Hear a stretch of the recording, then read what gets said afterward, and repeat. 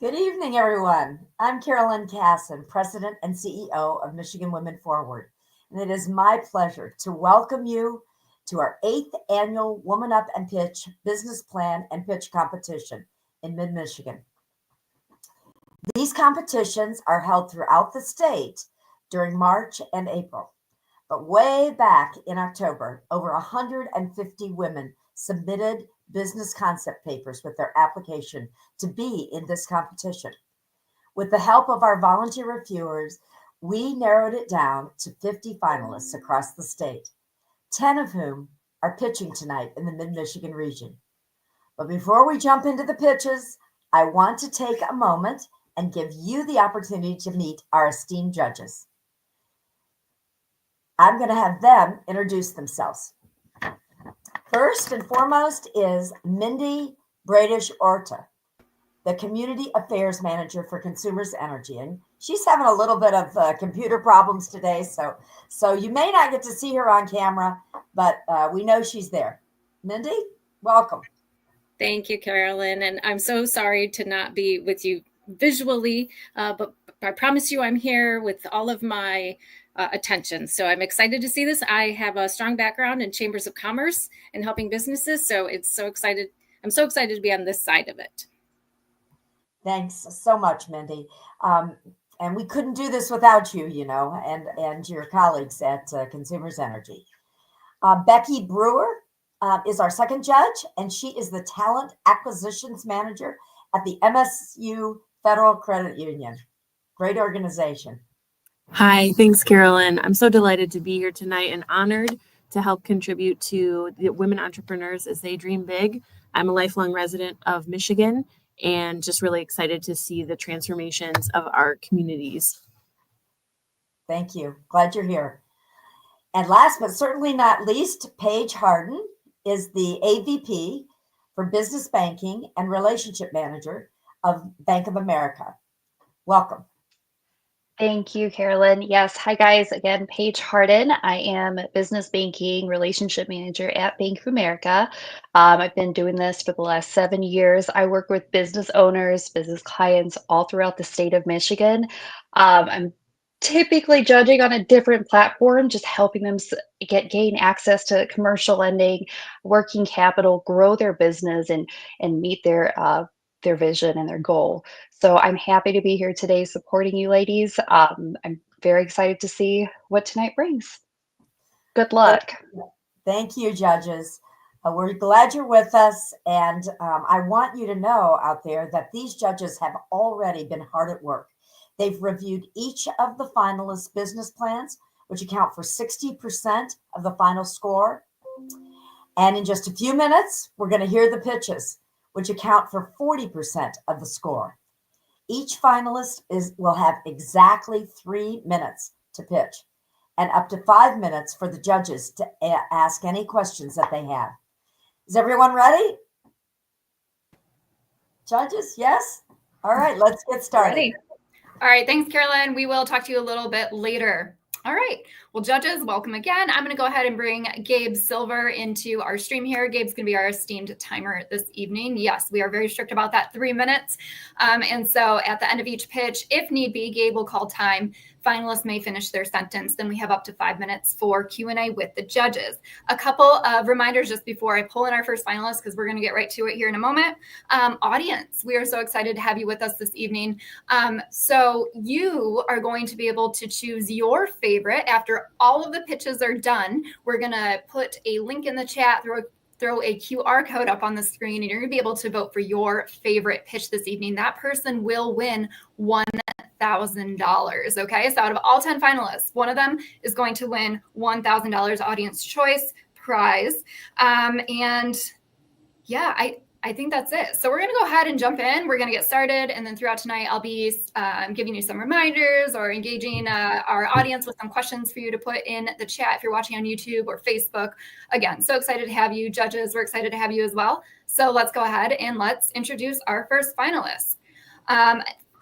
First, for the entire evening and for our startup category, I would like to introduce Nicolina Stubbs. Nicolina is with Black Eden Brews Coffee Bar and Pop-Up Shop. Hi, Nicolina. How are you? A little nervous, but I'm doing okay. How are you? Doing well. So we have your audio, which is fantastic. Always a great way to start.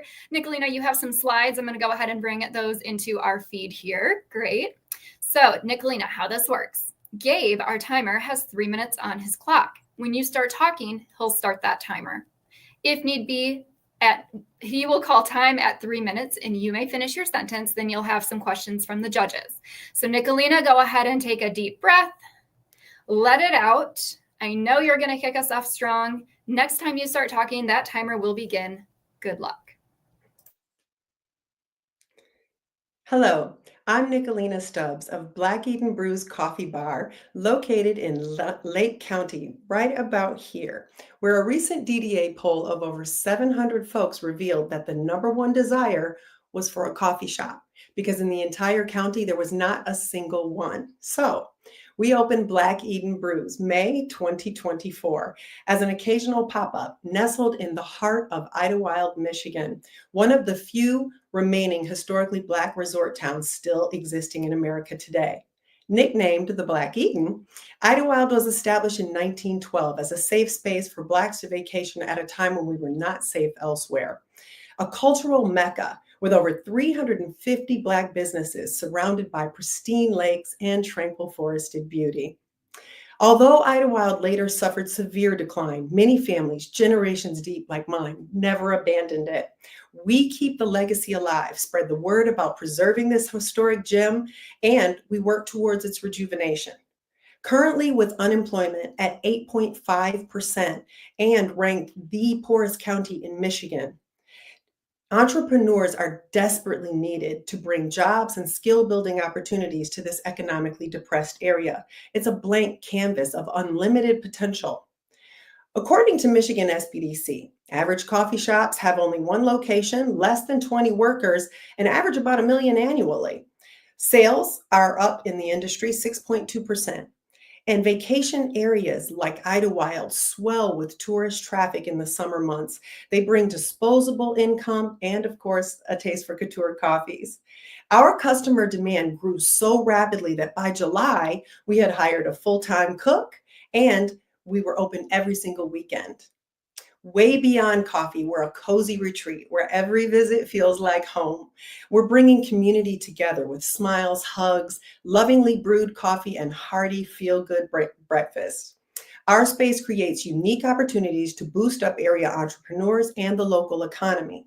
Vendors sell in our pop-up shop. Our walls double as an art gallery. We host line dancing, Zumba, live music, farmers market, herbalism talks, paint parties, and more. We're a meeting space for local book clubs, bridge and chess, neighborhood associations, and we cater private affairs. It seemed like overnight we became a necessary hub and act as stewards, telling Idlewild's story. Black Eden Brews is the newest heartbeat of that culturally rich area, and we intend to continue for generations.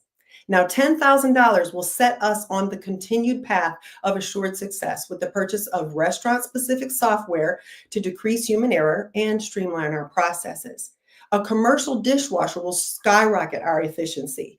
Any remaining funds will be put towards a coffee cart for festivals and vendors markets and additional staff training.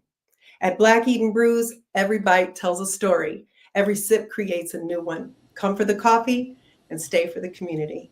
Thank you so much. All right. Nicely done, Nicolina. Way to kick us off. Okay, Gabe, did she have any time left on that timer? No, I had just been coming off mute to ask if she could wrap it up, and she did. So it was perfect. All right at 3 minutes. Way to go. We love that. Awesome. Okay, now the judges have some questions for you, Nicolina. So we're going to go this round. We're going to start with Mindy and then Becky and Paige. So Mindy, questions for Nicolina. Well, first, Nicolina, great job. You've really set the bar high, and it didn't feel rushed, and you hit the time perfectly. So I know a lot went into practicing for this. So I really have one question at the moment, and it's about staffing. So you say that in the summer, tourism traffic really increases the customer flow. You have a lot of other activities, it sounds like, between catering and hosting events and groups throughout the other parts of the year, but how does that affect your staffing? Do you have to ramp up and then lay off? How do you handle all of the fluctuation, if there is fluctuation? So because we're a seasonal business, we are open basically from May until October, and we're open on the weekends.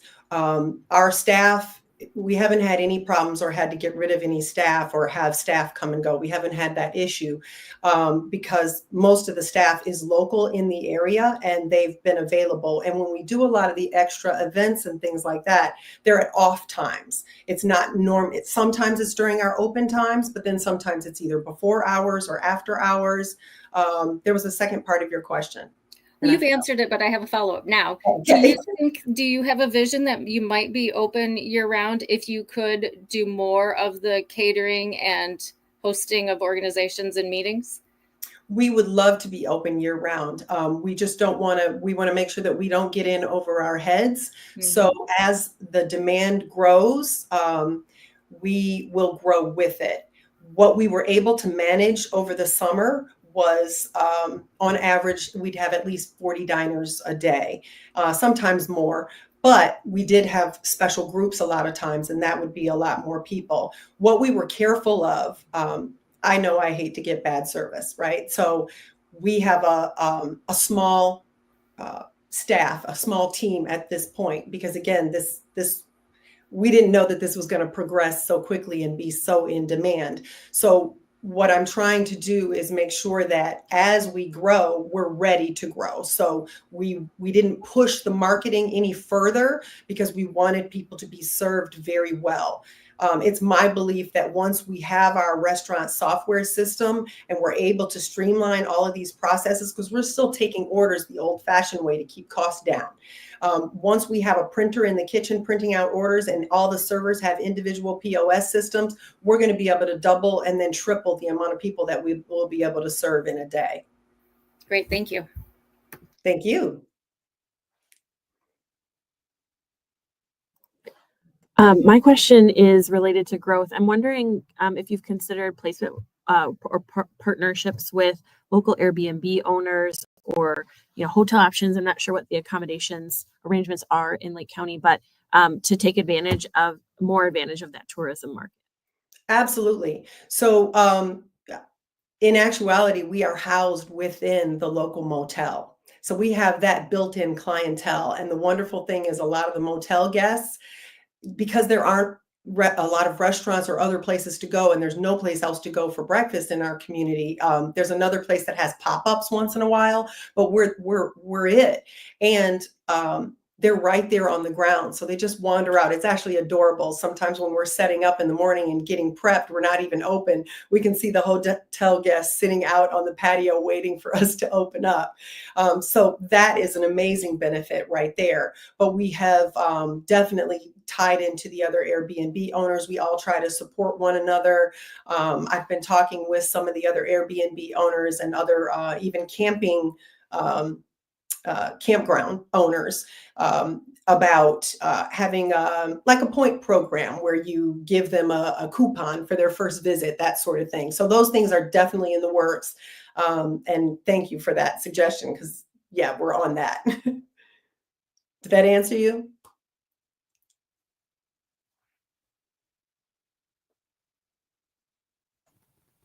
Oh, Paige, you are on mute. Oh, that scared me. I thought it was me.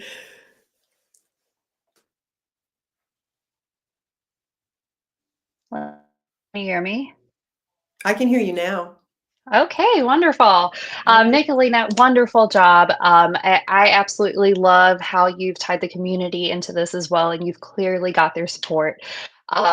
Mindy kind of touched on a couple of the questions that I had, but I guess I also want to know who is the master barista or chef behind your recipes? I saw your menu during the business plan. It looks fantastic, and do you have experience in the past cultivating these specialty drinks, and what is your plan for introducing new ones? So to be really honest with you, because we started out just as a pop-up coffee shop, zero intention of serving food. It was just going to be coffee and pastries. So Mama Bear, me, was the one in the kitchen initially doing all the cooking. And I will say I'm a hostess. I'm sorry to interrupt, but we did just hit our timer. If you could wrap it up in another sentence, please. Okay. Yep. Thank you. So I came up with most of the recipes in the beginning, but now we come up with the recipes as a team. We have barista training going on right now, so that we're going to be ready to bring out specialty coffees next season. Does that wonderful? I have to stop, I guess. Great job, Right. Nicolina. Nicolina, great job. I'm coming to see you this summer. You know that. I'm going to get some coffee. So, I can't all wait. right.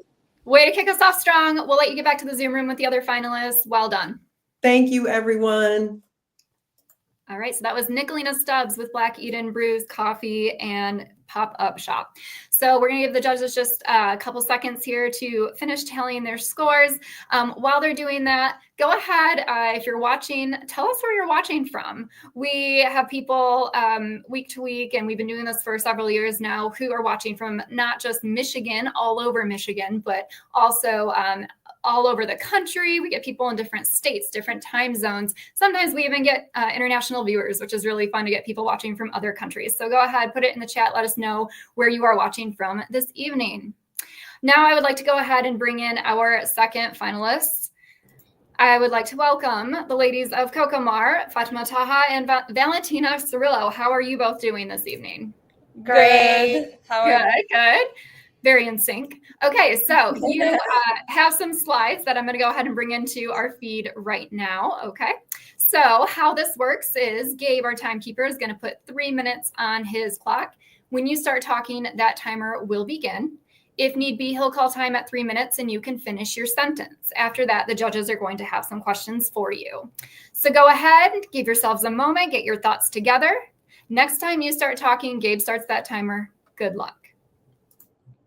Good afternoon, judges. My name is Fatima. I'm Valentina, and we are thrilled to present CocoMar, the first coconut water-based protein drink in the market. So just like other 70 million Americans, we also struggled with digestive distress. And when we arrived here, we saw that it was almost impossible to find a clean label protein drink, and that didn't upset our stomach. And that's when we decided to create CocoMar. CocoMar offers a unique line of ready-to-drink protein smoothies made with real fruits and coconut water. Designed for a healthy, on-the-go lifestyle, our smoothies are packed with 20 grams of protein, natural electrolytes, fiber, and antioxidants, without added sugars or artificial sweeteners. All our flavors are inspired by Brazil's fruit culture, with our initial launch featuring acai with blueberry and mango with dragon fruit. After sampling our shakes with over 300 people, we were overwhelmed by the positive feedback. Our surveys revealed that 97% of participants would purchase the product. And when looking at our two main competitors, Koya and Protein 2.0, we stand out in all aspects. So we are the first in the market to introduce the coconut water base to protein drinks. And that's what allows us to introduce a rich and antioxidant, which helps to reduce the risk of chronic disease. And moreover, the Brazilian-inspired flavors do not only allow us to introduce a completely new scope of flavors to the market, but also increase the fiber content, which helps to regulate the glucose levels and promote gut health. The global ready-to-drink protein beverage market is valued at $34 billion. In the US, the market stands at $2 billion, with the wellness industry growing at a staggering 16% annually. With our innovative product line and strategic positioning, we aim to capture 5% of the US market, while addressing the needs of Americans struggling with digestive distress issues, allowing us to capture $130 million in revenue. We plan on launching sales at farmers markets around Michigan to grow brand awareness and a loyal customer base. Once we secure the necessary funding to scale, we plan on partnering with a co-manufacturer and get our shakes on Meijer shelves through the Made It in Michigan program and eventually Amazon, where we will gradually grow into other retail locations nationwide. At our initial launch, our cost of production per bottle is $2.40, and we plan on selling to Meijer for $4.20, giving us a 43% profit margin on retail sales. We estimate to make $21,000 this year and exponentially grow as we gradually infiltrate other retail stores. As we ramp up production, we can lower ingredient costs while increasing our sales margin. To turn this into reality, we are raising $10,000 in funding to manufacture our initial production batch and enter our early traction stage.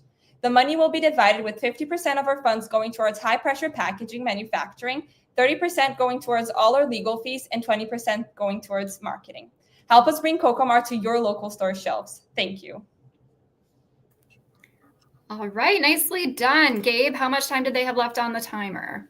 Exactly 1 second, and they wrapped it up. It's perfect. Wow, way to go. Everyone's hitting that 3-minute mark. No problem tonight. I love it.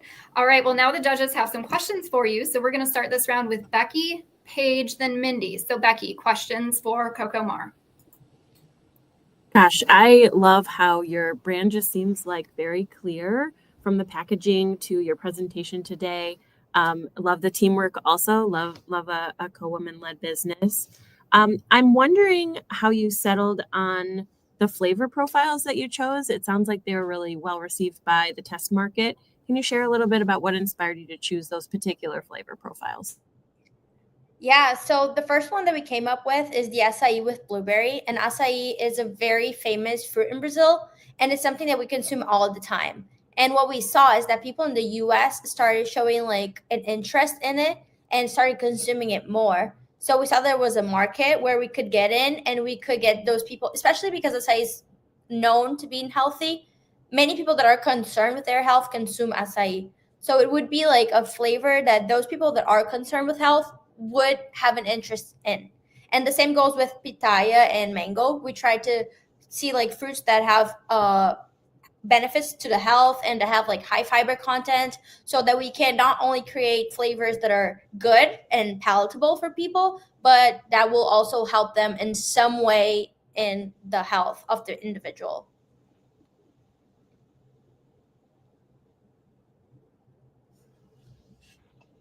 Okay, great. Great job, ladies. I just kudos on your presentation today. I do have a question regarding the price, because I feel like I saw a different price in your business plan versus today. I thought I saw somewhere $6 a bottle. So what is going to be the final cost for your product for consumers as they buy it off the shelves? Yes, so we just recently received news after we turned in the business plan that our product is shelf stable, meaning we won't have to be in refrigerated shelves. And that removed the cost of refrigerated transportation for the production cost and manufacturing. So it lowered our production cost, and which made our margins increase when selling to retail stores. Okay, good. So so is the price then for a consumer, myself, if I were to purchase that today, is that the $4 and Yes. So it relying on industry standards, Meijer will probably do a 33% profit on their side. So to consumers, it's estimated that it will be around $6 to purchase the product. Okay. Was that it, Paige? Yes. Yeah. Okay, great. Thanks. Well, good job. I love the passion. And as Becky said, it's a very clear vision of what you're trying to achieve here. On the packaging, do you have packaging all set? Is it ready to go and you just need to fill it with orders? Yes. So currently right now we are finalizing packaging, but what's keeping us from starting to sell is just waiting on the food processing lab procedures. Once we receive that, we're estimating to begin selling by the end of this month. Wow, that's great. And you have 2 flavors right now, and I think I read that you might have more in the future. Yes. So we do plan on launching a 3rd flavor. Our 3rd flavor would be pina colada. We're already started recipe testing for that. And then we're finalizing the packaging for the dragon fruit and mango protein shake. And we do plan on launching annual new flavors, but we're also going to test out the markets and see what consumers want. And depending on that, we will increase or decrease the amount of flavors we release yearly.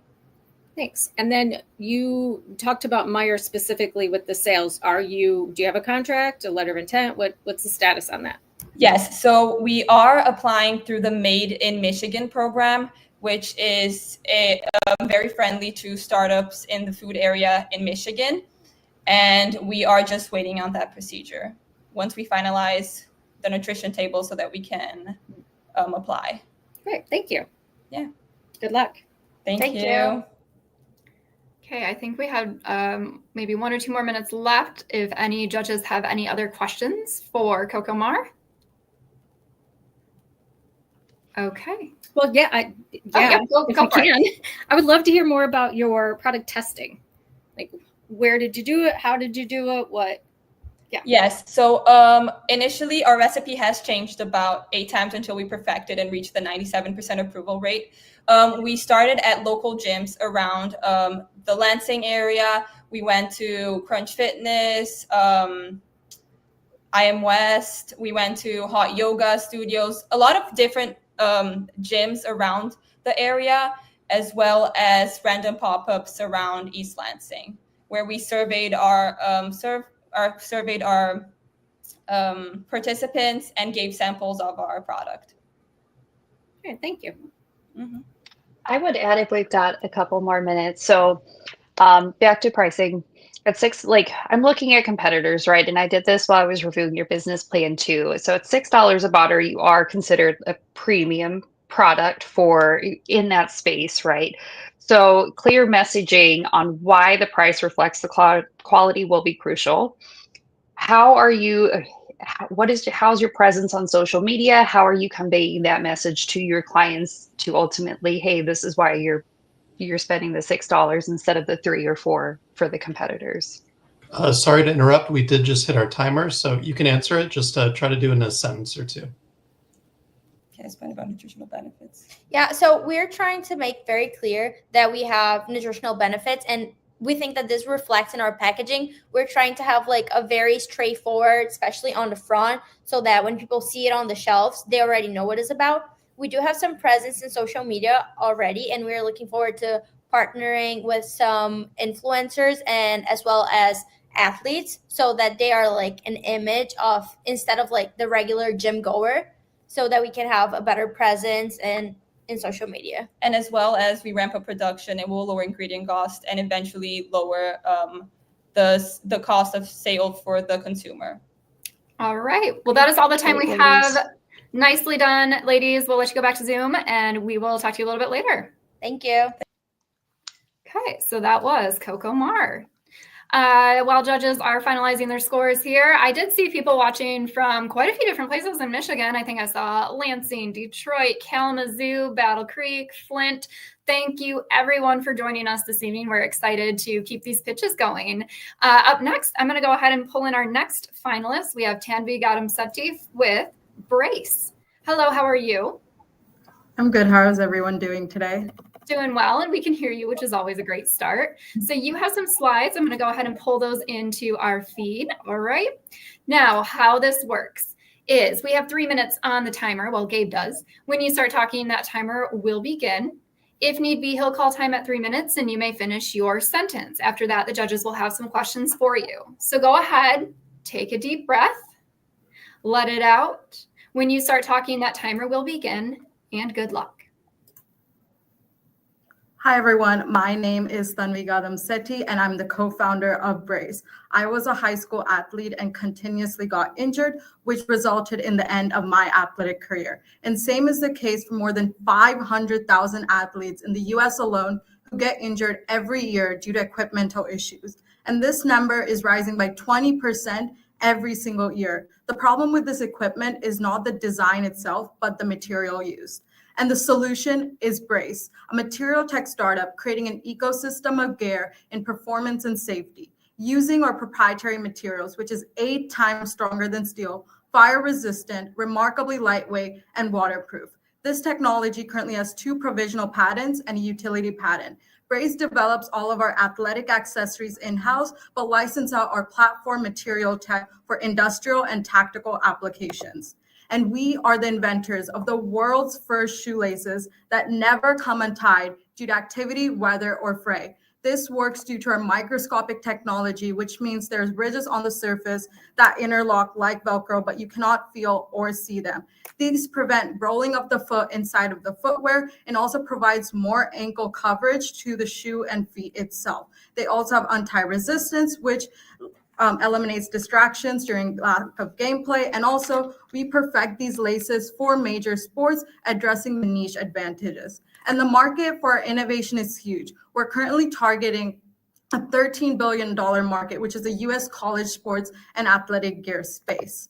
And we have been generating profitable revenue from the get-go. With our current D2C and B2B sales channels, we have made over $93,000 in sales as of this month through our contracts and pre-orders. And out of this, we have made over $38,000 in sales within just the 45 days of selling Brace, selling out 3 different times. We also have partnerships with industry leaders as well, including DeWalt tools for co-branded lacing product, as well as industrial cables, fastenings, and automotive parts, with Under Armour for material tech to integrate our materials into their upcoming high-performance tennis shoe, with Enda Athletic, an exclusive agreement for their upcoming marathon shoes, and the Department of Defense for uniform integrations for tactical applications. And we differentiate ourselves from competitors with our versatility, fire resistance, and inexpensive adoption. And this is the team that makes this happen. With years of experience in NCAA and product innovation,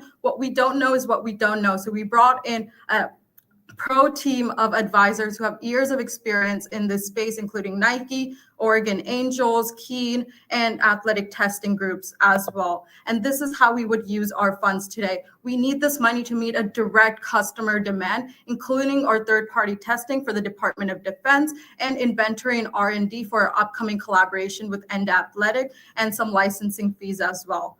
Thank you so much. Hope you have a great day. Embrace the lace. All right, brace the lace. Love it. Gabe, how much time did she have on the clock? 5 seconds. All right, well done, Tanvi. Okay, so now the judges have some questions for you. This round, we're going to start with Paige, Mindy, then Becky. So Paige. Great job. And this was a very interesting business and concept for me to read through when I went through your business plan as well. I'm excited for it. The first thing I thought of was my children. Like their shoelaces coming untied, and I'm like, heck yeah, like let's get that on their shoes. I guess I want to get clarity on, I saw the partnership with Under Armour. What does that look like? Are contracts already in place? Is this just a shoelace design, or are you designing a shoe in the future as well, or collaborating with partners like Under Armour? Yeah, to answer your first question with kids, we actually do have our kids line Naughties by Brace. You could check it out on our website, brace.shop. Next, with Under Armour specifically, right now we are in an R&D NDA. So which this means is that they're currently testing our materials, and these materials they will use it's a material licensing agreement into the shoe itself. So this includes the laces, but it also includes the upper sole of the shoe, any foam that they want to use. And we're currently going through that iteration process. We already have a signed agreement for their high performance tennis shoe specifically that is going to set to release in 2027. The reason for this long sales cycle is we are in the beginning of this R&D process. We are not just an end integration. We work with Under Armour since the conception of their shoe to the final product. I hope that Great makes job, sense. guys. Yes, absolutely. I know I asked that questions. You answered that great, and I'm looking forward to where your company goes. Good Thank job. you. I really appreciate it. Yeah, this is Mindy. Sorry, I'm not on camera, computer technical difficulties, but very impressive. Hard to believe it's a startup. You have done so much so quickly. What is the long-term goal? Say we're talking 2027, which we'll be here before we know it, but 2030, what do you see this company producing? Is it producing material? Is it producing its own products? Are you in more collaborations? What do you see it looking like?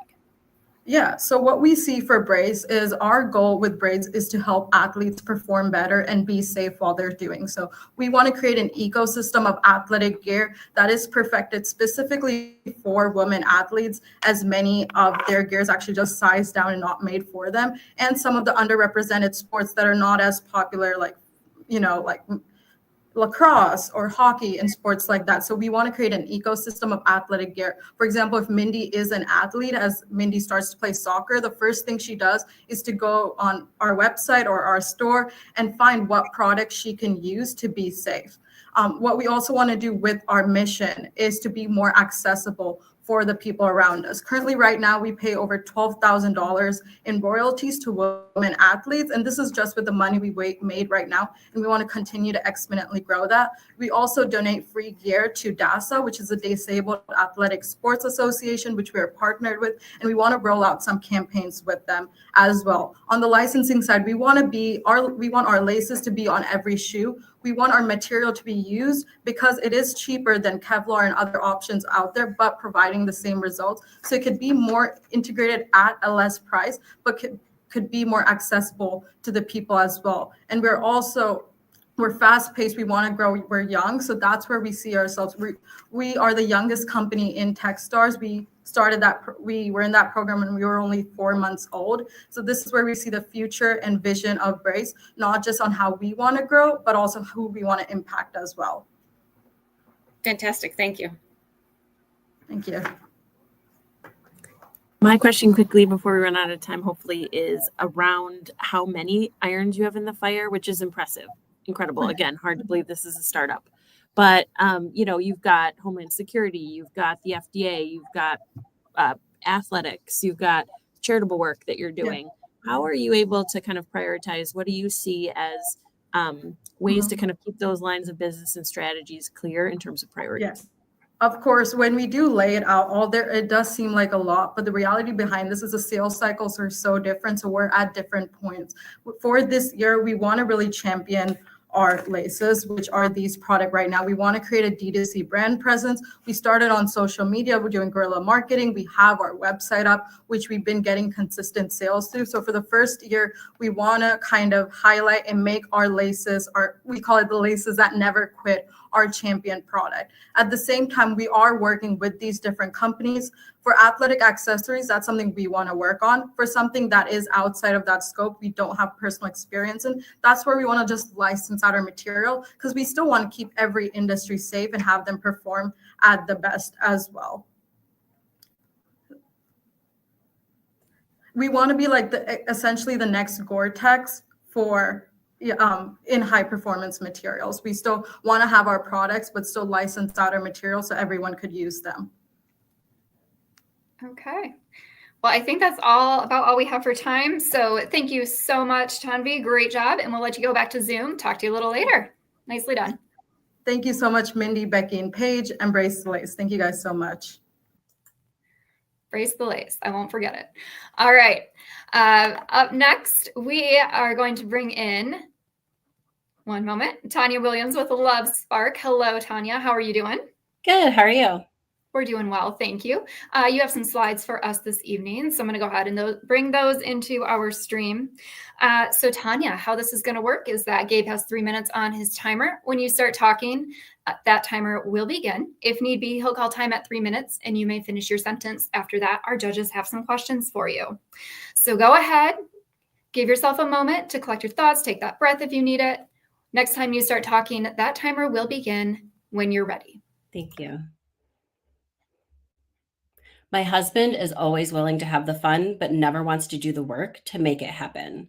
My wife's idea of date night is taking us to the same restaurant we worked in during college. This is what it sounds like to be in the 52% of couples who do not have frequent date nights and before potentially reaching the tipping point that leads to a 50% divorce rate.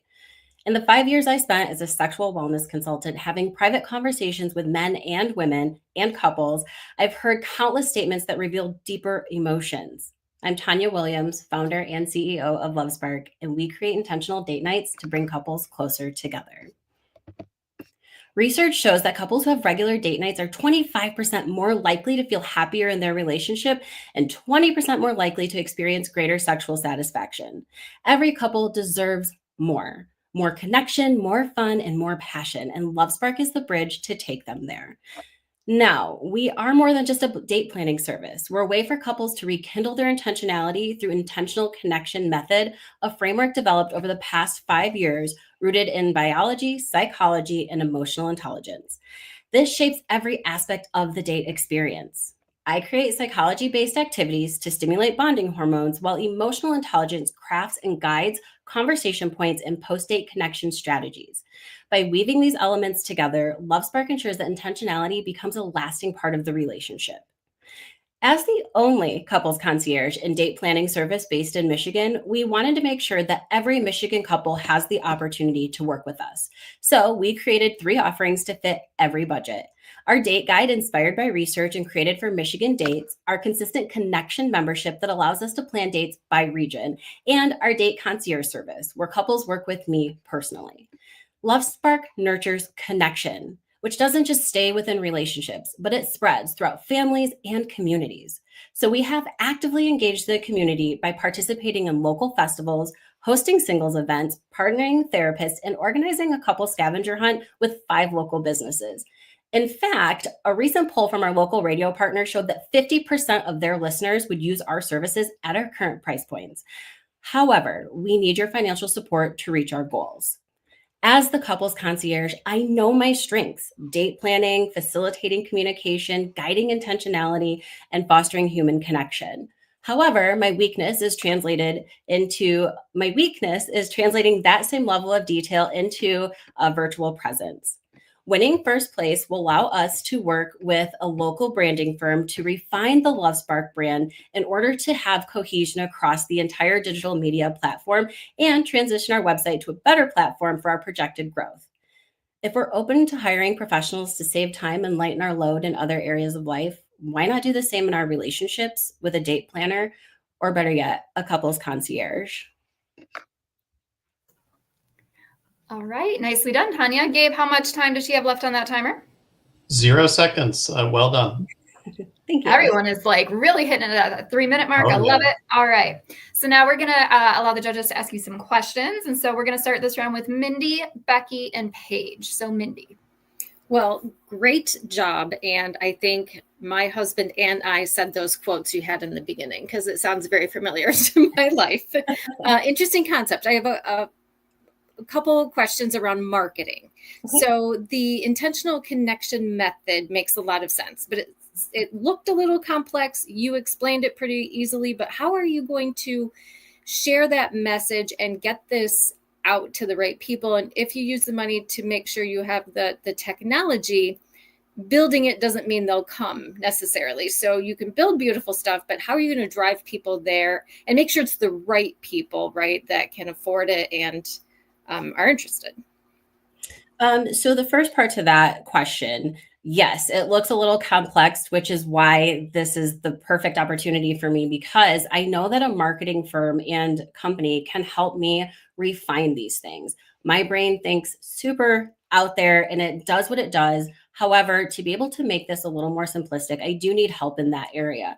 With that being said, this is something that we have worked with other people in the community. We've done our research and people are willing to pay the price to be able to have the time commitment to be saved, in addition to knowing that they are working intentionally within the relationship and those date nights in order to connect with each other a little bit more deeply.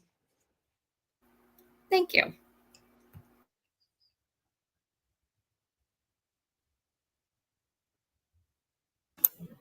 I'm so sorry. I think that my tech glitched. Paige, would you mind going next while I formulate my thoughts? Forgive me. Sure, absolutely.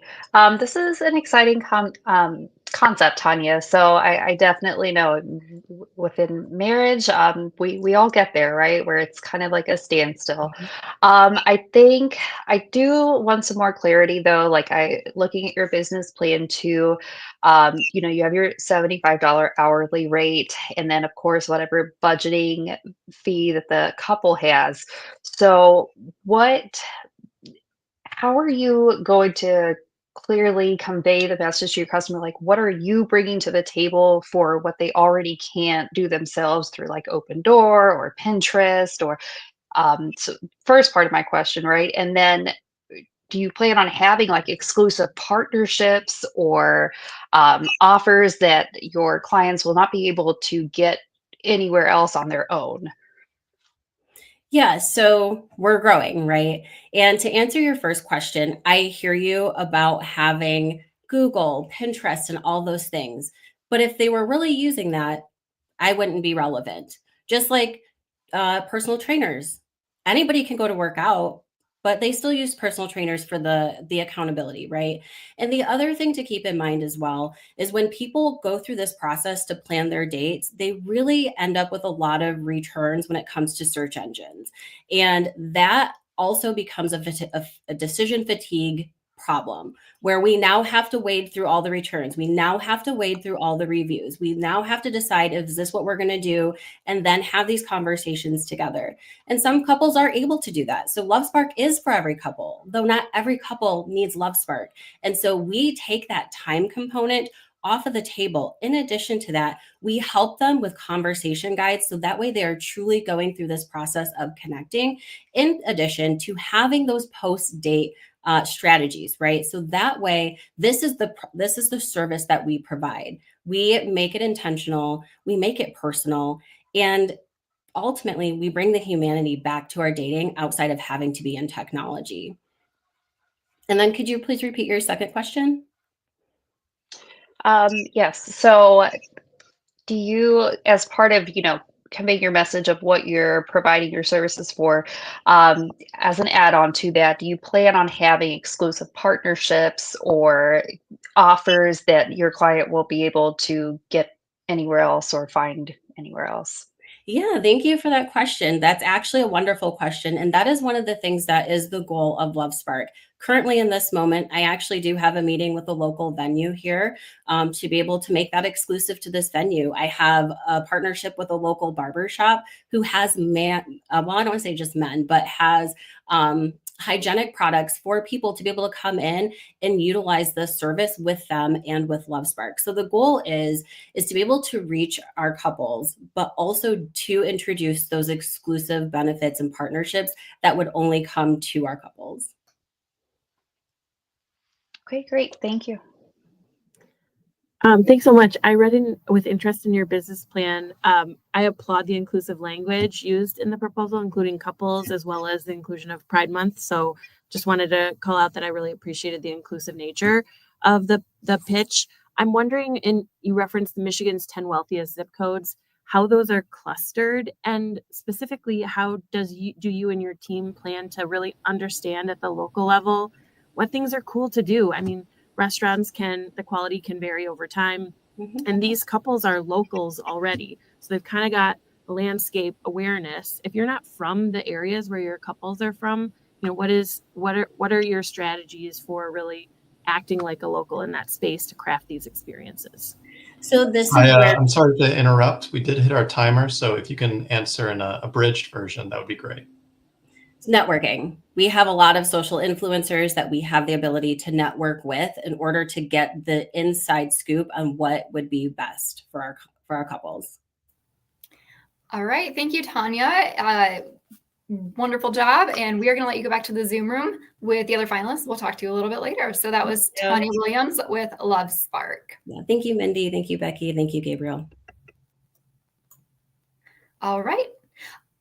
Okay, so judges, I'll give you just a couple seconds there to finish your scores, and then we are going to bring in our final finalist in the startup category. So reminder to everybody, we have a startup, then we have a separate established category. 5 finalists are pitching in each category. You, the audience, will get to choose your favorite out of all 10 a little bit later this evening in the audience choice vote. When we get there, I will walk you through it. So as I mentioned, we're going to round out our startup category with Yash Ramchandani with T100 Pro Bars. Hello, Yash. How are you? Hi, I'm doing well. How are you? Doing well. Okay, you have some slides I'm going to go ahead and bring into our stream. So how this works is Gabe is our timer. You got it? Okay. Gabe's our timer. He has 3 minutes on his timer. When you start talking, that will start. If need be, he'll call time at 3 minutes. You can finish your sentence, and then our judges will have some questions for you. Go ahead, take a deep breath, let it out. Next time you start talking, that timer will begin, and good luck. We created a product that addresses irregular glucose in 74% American households. There's a 1 in 3 chance you are part of the statistic, perhaps without knowing it. T100 is for you. I'm Yash Ramchandani, CEO and founder of T100 Pro Bars, and this business started when I was 9, when my sister was diagnosed with type 1 diabetes. This complicated lifestyle disease shook our family and left us questioning every food choice we made. Especially when blood sugar drops, my sister and countless others resort to sugary bars and candies, which can cause fatal blood sugar spikes. This realization began my 11-year glucose regulation research, which has finally found its destination with T100. These are 100% natural organic energy bars made with Indian palm jaggery as the core ingredient. This natural sweetener has been used in Asia for 600 plus years to regulate irregular sugar without causing the spikes and also manage chronic illnesses like PCOS and thyroid. So imagine you're walking into a store and in an aisle full of bars focusing on muscle gain and fat loss, you see for the first time the world's first targeted hypoglycemia relief product, T100, with a niche focus on your health. And the best part, you get flavors like blood orange and espresso martini because come on, taking care of ourselves is prideful and fun. While our target consumers are those suffering from low or irregular blood glucose, anyone and everyone can benefit from T100. Today, we're about a month away from launching through retailers like Blue Owl and about 5 months from partnerships with Target and Myers. As we stand on the brink of entering a $3.4 billion and rapidly growing market, we see support for a unique product through 120 plus feedback notes and over 200 product launch signups from students, parents, diabetics, and non-diabetics. We also expect a $1.79 profit on each bar. Our rockstar team consists of diabetics, athletes, and researchers from MSU's Precision Healthcare program. Yet, what unites us is an incredible passion to remind the youth that despite the toxic diet culture, health is the only template we need to fit into. Today, we're requesting $10,000 in funding to help us shelf test and refine our product, develop sustainable packaging, and find the right consumers for our launch marketing. And why do we deserve this? Well, every single person we've spoken to on our journey either is or knows someone who would benefit from T100, and we bet you do too. So we're requesting your help in spreading glycemic awareness and real, natural, fun nutrition to 30 million Americans suffering from irregular glucose and debilitating fatigue every single day. We wholeheartedly invite you to join us in creating the snack that loves you back and the venture growing into a giant ecosystem of health, love, and wellness. Thank you. Apologize for the orientation of the slides. I wasn't aware it was going to look like that. It was great. Gabe, how much time rather did she have left on the clock? Just 1 second. Woo! All right, the snack that loves you back. Julia Elliott, who is our marketing and communications person, says blood orange for her. I say espresso martini. Sounds great.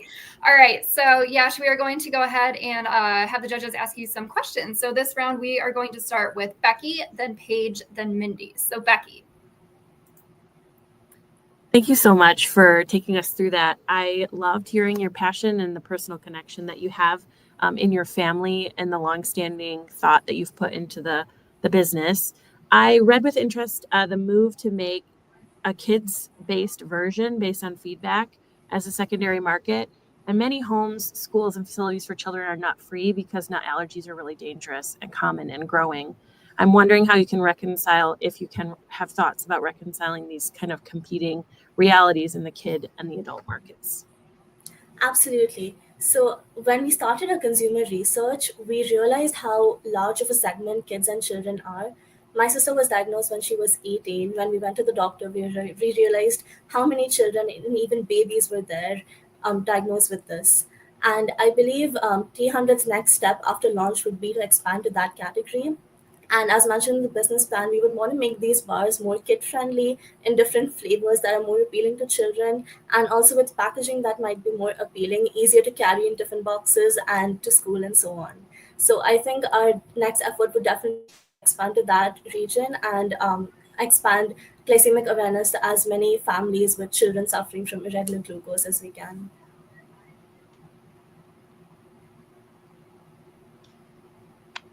Great job, Yash. I can really appreciate the innovation behind your product and the focus on blood sugar management. I do want to touch on a couple different things. You mentioned that you've created a product in an untapped space. However, the hypoglycemia relief space, it's not necessarily an untapped space. There is glucose tablets, gels, brands like Lucerna that have shakes, and they also have edible products, if I'm not mistaken. So how did you and your team evaluate that, what you've created today is in an untapped market? Absolutely. So I would just like to put this into perspective by saying this. So if we imagine a family sitting together and there's a 12-year-old child sitting with them who has, say, type 1 diabetes or is a pre-diabetic, and she sees her entire family enjoying chocolates or a sweet treat. And if she wants something sweet or if she has a blood sugar low, she has to go to a glucose strip or a glucose gel. And we saw a space there and a demand for something that tastes as good as chocolate or the products already in the market, or even better, is healthy at the same time, and can also perform on the lines of ADA's guideline of 15 grams of fast acting sugar. And that is essentially why we thought of this as an untapped market. There's no snack food to relieve hypoglycemia, which aligns with the guidelines. And we wanted T100 to be the first bar that is thought of when we think about hypoglycemia. Okay, great. And then my other question, who who created the names? Like, who is the founder behind the names for your bars and on the packaging? So I think that was me, my team, and also my sister. So I keep her in line with all the progress we're making here. It's all for her at the end of the day. So yeah, it was all of us as a team. I love it. And I mean, I do. I love the boldness. I love the edginess behind it. I would just keep in mind, especially with a couple of it, there was one specific one with some vulgar language, right? We're all adults here, we understand, but keep in mind wider audience. If you want to be in storefronts one day, if you want to serve in those mom and pop stores and be accessible to even a kids line, typically the vulgar language can come across a little bit unprofessional or even offensive to some people. So there's a way to do it in that space by keeping your boldness and edginess, but maybe, careful. But I think it was a great product. Absolutely. And on that note, as like I said, there's going to be different packaging catered to kids.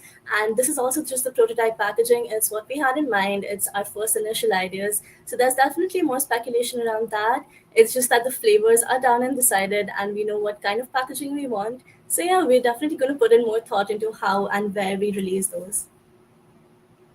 Great job. Great energy. Thank you. Yes, I would agree with everything that's been said, Yash, and great job. My question is about profitability. If I did the math right in your business plan, it's about a 70% profit margin per bar. Mm-hmm. Can you talk a little bit about that? It just seems high, which is great. Absolutely. So we're going for a $2.49 price per bar, and I think that is alongside the average in the US energy bar market. And as I said, we expect to make a $1.79 profit per bar, and we essentially are able to do that because we have a low cost of production. We have a very low cost of raw materials, given that our ingredients thankfully happen to be of low cost as of right now.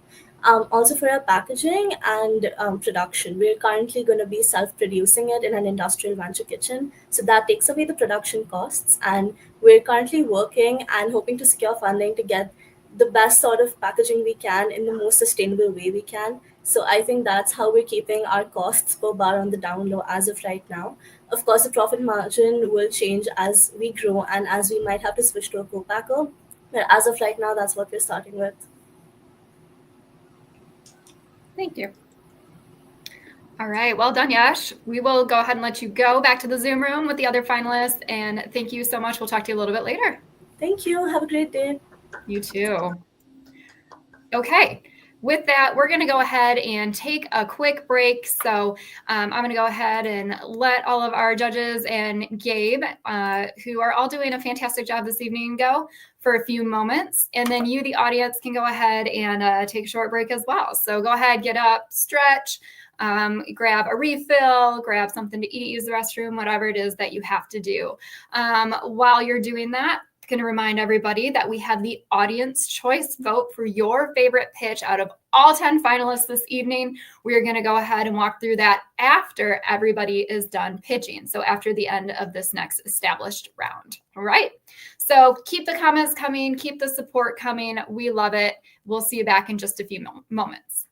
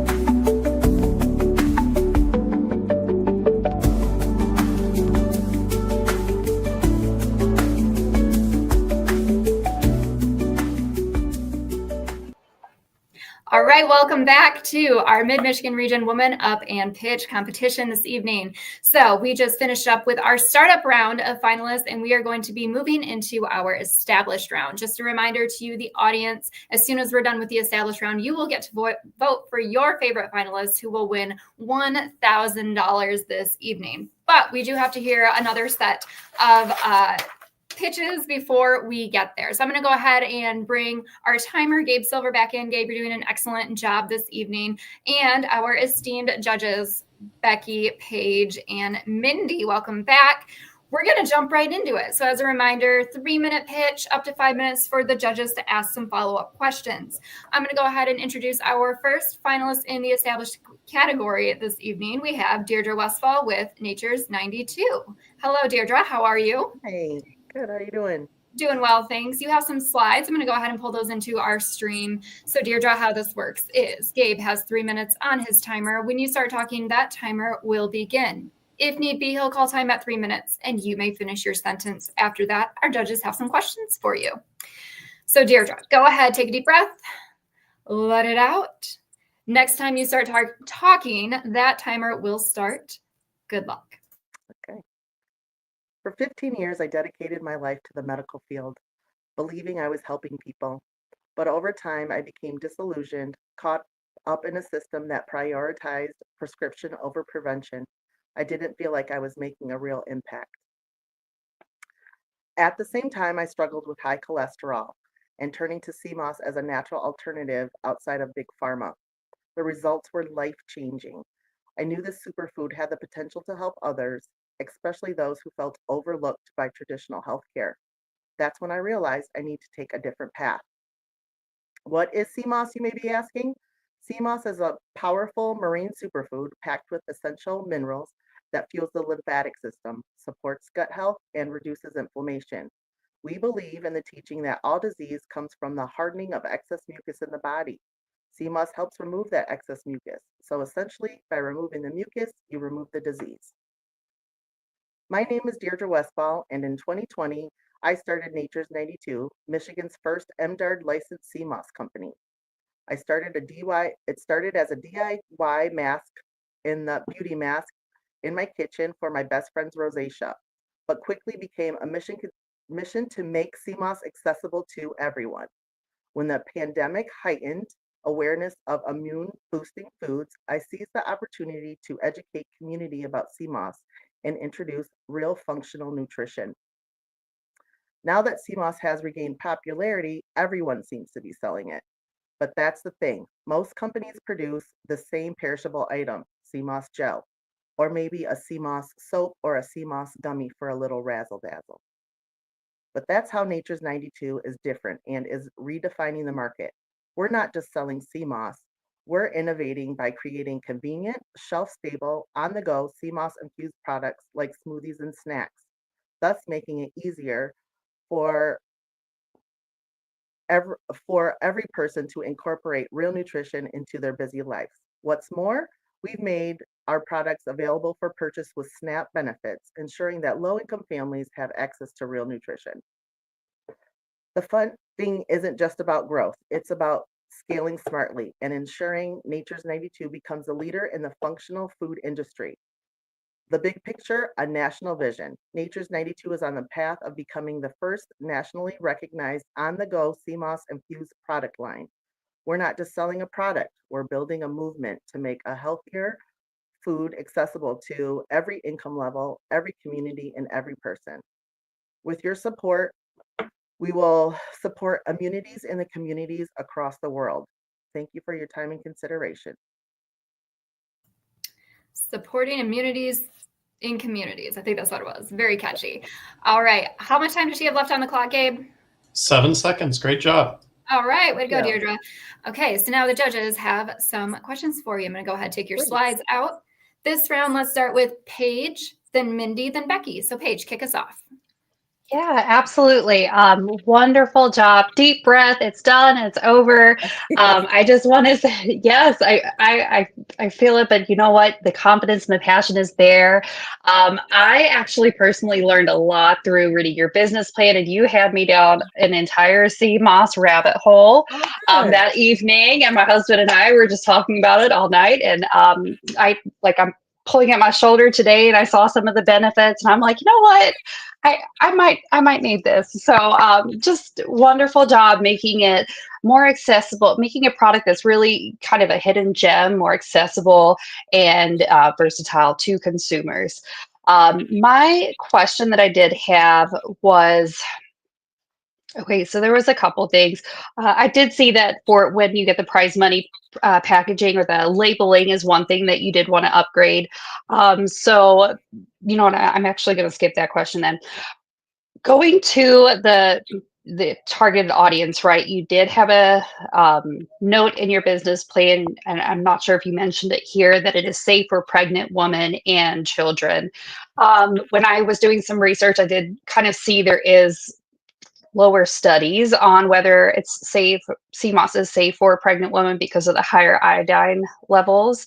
So what research have you done that can back that, or how is your product different to where it is a safer option? And then if not, then do you have disclaimers on your products for a pregnant woman or a lactating woman to consult their healthcare doctor I first? do not have that disclaimer on my product. I always suggest, because I do sell at farmers markets, that if you are pregnant or becoming pregnant soon, that you discuss it with the doctor first. That iodine is usually the concern of most people because we have a high rate of thyroid issues. Okay.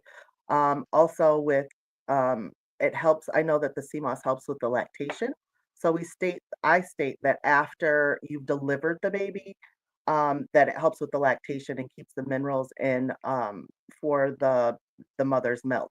Now, since it is an alternative supplement, the United States doesn't study like we should, like they do big pharma medications. So I can just go off of what I've researched. So I always suggest that you check with the doctor and make sure that you are not allergic to anything from the water. I don't suggest if you have any allergies from the water that you consume sea moss at all. Okay, and then with the packaging or the label upgrades, what do you have in mind? What do you think needs to change? And would you consider having that as a disclaimer on your packaging? Oh, absolutely. A disclaimer is on there. It just doesn't specify pregnant women. As far as I have a new product that's coming out, and so we've been working on the packaging for that and getting a mock-up for that. And that's a bag that will look different than most of my labels. Since I have so many products that have different packaging, the labels have to be redone. So I that's not my forte. I need to speak to a graphic designer, and I've had a struggle finding one. But I'm open to suggestions. Labeling a product is time consuming as well. So if I can have things printed on the actual package, I've been looking for that, and I can't seem to find anybody for that. Or that's great answer. I definitely think that's a great move with the graphic designer, but great job overall. Thank you.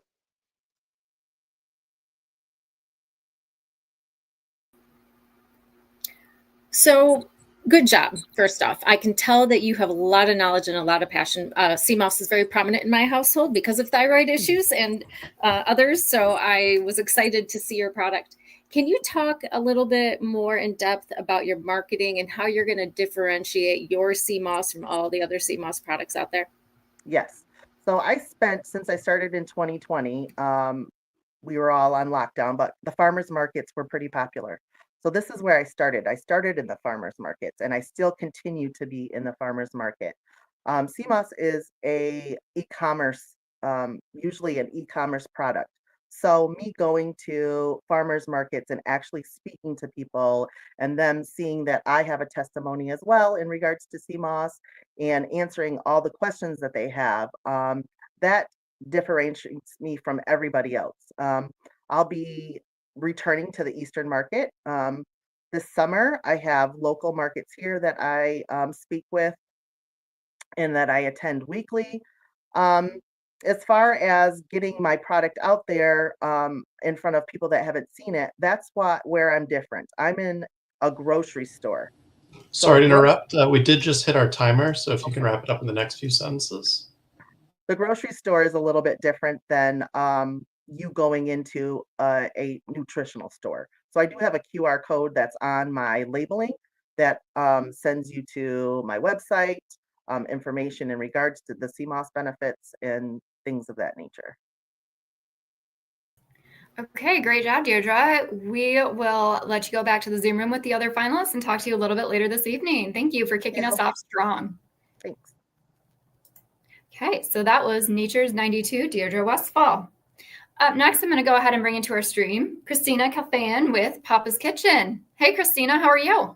Good. How are you? Good. You have some slides. I'm going to go ahead and bring those in. All right. So how this works, Christina, Gabe has 3 minutes on his timer. When you start talking, that will start.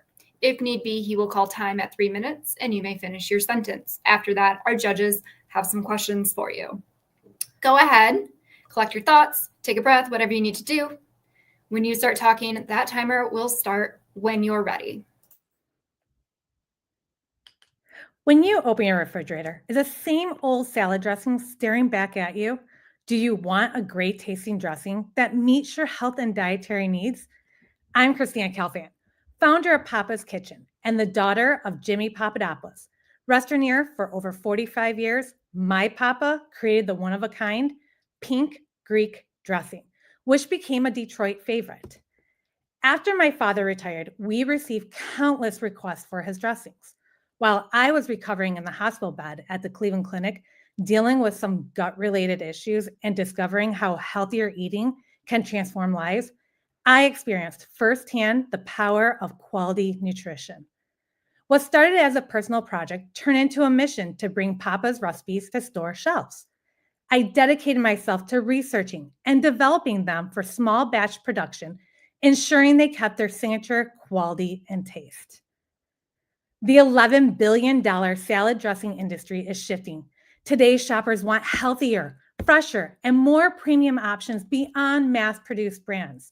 They're looking for real ingredients, bold flavors, and dietary-friendly choices. Yet most store-bought dressings are packed with preservatives and artificial additives. At Papa's Kitchen, we're filling this gap with 5 unique flavors: pink Greek, creamy dill, fresh herb, harvest vinaigrette, and green goddess. Every dressing doubles as a marinade, is gluten-free, and includes options that are vegan, dairy-free, no sugar, and low carb. Since launching in 2021, we've seen incredible demand. We sold 10,000 units within our first 6 months. Each year, we have doubled revenue, reaching $320,000 in 2024. And with our expansion into Meijer locations across 6 states, we're on track to hit $600,000 in 2025. With a $10,000 investment, Papa's Kitchen will accelerate growth by allocating $3,000 for recipe testing, packaging, and new flavor sampling, $2,500 to expand retail distribution through new store placement, distributor partnerships, and in-store demos, $2,500 for target digital marketing via social media, influencers, and web optimization, and $2,000 for event marketing at food festivals and trade shows. This investment will help us reach more consumers, strengthen retail partnerships, and continue delivering premium, flavorful dressings that stand out in the market. I'm proud to continue my father's legacy, a legacy where passion meets quality, transforming every dish from ordinary to extraordinary. Join us as we carry forward that tradition, built on the belief that great food can change lives. Great job, Christina. Gabe, what was the time left on there? Just 3 seconds. Great job. Okay, way to go. So Christina, our judges have some questions for you. This round, we're going to start with Mindy and then Becky and Paige. So Mindy, go ahead. Thank you. Good job. A very clear product, and obviously you've found some success going into the stores. So I was just looking back at the business plan, and it seems like there's a decent profit margin, but the price point might be a little too high for just the regular customer. Can you talk a little bit about how you got to that and how, if you're seeing that as an issue, or how you address that? Yes. So we currently have a 30 to 40% margin, and then the grocery stores mark it up another additional 40%. Because we are a niche product and focusing on healthy foods, the consumers are willing to pay that price. So we're not looking at getting into a Walmart, but more into a Whole Foods, where the consumers are knowing what products are going in or what ingredients are going into the product and willing to pay that price. Mm-hmm. Wonderful. Thank you. Hi, Christina. Thank you so much for sharing a little bit of your family story with us. I wanted to ask about sort of a future direction. I noted that you have your 5 core products now, and they double as marinades as well as dressings, but I heard that you're interested in branching out into dips and some other things. Can you talk about like how you see the maturation happening with your different products lines? It seems like you have a really strong vision for that. Yes. So because we have a strong brand awareness right now across the state of Michigan, I don't want to bring in a 6th product line of dressings. I want to branch into another product, which I've done the research, and knowing what the 25 trends are, this aligns right with it.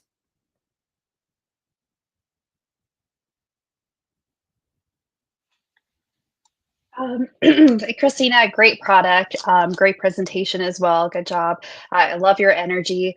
I will say I was excited seeing this. Just with I can justify the price. I'm personally in that headspace where I can justify the price if there's versatile. There's many uses for it, right? I can marinate. I can use it as a dressing, potentially a dip in the future. So I think it's great. Have you considered including, or maybe it's already done and we just haven't seen a part of it, but including like favorite recipes used with the products, or is that somewhere maybe you're considering having on social media for your audience or consumers to see? Yes. So we do a lot of recipes on our social media where we not only are sharing our own family recipes, but consumers that are making something at home, we ask them to tag us and share the recipe. You can go onto our website, and we have over 25 recipes on the website. We are working on a cookbook, and then whenever we do our drop shipments, those automatically get a 25 set of recipes as well. Very nice. Great job, Christina. Thank you. Okay, any other last questions for Christina before we let her go? All right, Christina, great job. And we will let you get back to that Zoom room with the other finalists, and we will talk to you a little bit later this evening. Thank you. Thank you. Have a beautiful evening. You too. Okay, so that was Papa's Kitchen. Up next in the established category, I would like to introduce Audrina Hampton with Hampton Aquatics and Fitness. Hi, Audrina. How are you? Wonderful. How about yourself? We're doing well, thanks. I'm going to go ahead and pull up your very fun slide here. Oh, the water. Oh, summer's coming in Michigan. I wait for this. Okay, so Audrina, how this goes is there is 3 minutes on Gabe's timer. When you start talking, that timer will start. If need be, he'll call time at 3 minutes, and you may finish your sentence. And after that, our judges have some questions for you. Go ahead, take that deep breath, let it out. When you start talking, that timer begins. Good luck. Thank you. Drowning is a leading cause of death in children 1 to 4 years old. An individual with an intellectual disability is 160 times more likely to drown than a neurotypical individual. Studies have shown an 88% reduction in drownings in children 1 to 4 years old with formal swim lessons. Michigan is made up of 42% water. We are surrounded. You cannot walk in one direction for more than 5 miles without running into an open body of water. We want to change the statistics on drowning. Hi, I'm Audrina Hampton, founder and CEO of Hampton Aquatics and Fitness. We are dedicated to providing services that focus on aquatic safety, such as swim lessons, water fitness, adaptive swimming, school programming, Mermaid Lisa, lifeguard for hire, and more, to individuals with all abilities, ages 6 months through adulthood. What sets us apart from other aquatic facilities? We are a traveling aquatic department that partners with local pools to help revive their facility and make our programs easily accessible to multiple communities. When we win, they win too. Collaboration is key. We recognize that there is a guard shortage nationwide. Not a problem for us. We offer lifeguarding and CPR courses. That means you can come to us with little to no experience and we can teach you.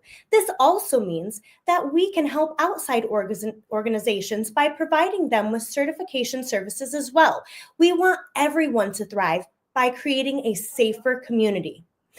With 5 locations we consistently operate out of and 9 others we have programmed, we currently operate at 100% utilization rate in Calhoun and Branch County. We have a 78% return rate amongst all locations, and with each expansion, our gross income increases between 80 and 110%. We are seeking $10,000 to help fund an app that will streamline our services into one place, making it easier on our staff and customers. The customers will have access to a portal that has all of their information in one place, making communications easier for everyone. With an app, we expect a 10 to 20% decrease in overhead expenses due to eliminating manual registrations. This will help us focus on other areas so we can continue to expand. We would also dedicate some of the funds to keep providing our free programs available to our special needs and underprivileged community. To provide these programs year-round, it costs roughly $6,000. We strive to make life-saving knowledge accessible to as many people as we can. Hampton Aquatics, where we provide safe, accessible, and affordable aquatic experience for individuals and families of all ages. Thank you. All right, Gabe, did you have any time left on that timer? It just hit it. We got another one right on the line. Okay, everyone's doing so great tonight. I love it. I'm glad I don't have to interrupt anyone. Yeah, right. Okay, nice job, Audrina. So now our judges have some questions for you. This round, we're going to start with Becky, Paige, and Mindy. So Becky, questions for Audrina. Hi, Audrina. Thank you so much for sharing your business proposal with us. I read it with great interest, and it seems to me extremely well-rounded, lots of solves for things with a clear vision and geographic focus. I also think that it sounds like you're a force for good, which I'm really love to hear from the companies that I like to support. And so saving lives and programming spaces that might not otherwise. My question relates to some staffing. Talent acquisition is my background. And I love the solve that you have to train your own when there's a talent shortage. But can you share a little bit about where you find individuals, kind of how you recruit them, what some of those opportunities might look like for folks that work for your company? Yeah, so just being in an aquatic community, and then I have some coaching backgrounds as well. And, by us supporting swim teams, that's kind of where I gravitate to first, is like local swim teams and stuff like that, because they have the first step. They have aquatics in their backgrounds already. Other than that, I also just try to help and go around just other areas that I know too. Sorry. It's nerve-wracking. But yeah, so a lot of times I actually do not have to seek anyone, put out ads or anything. They just kind of come to us by either word of mouth or they have taken lessons with us before.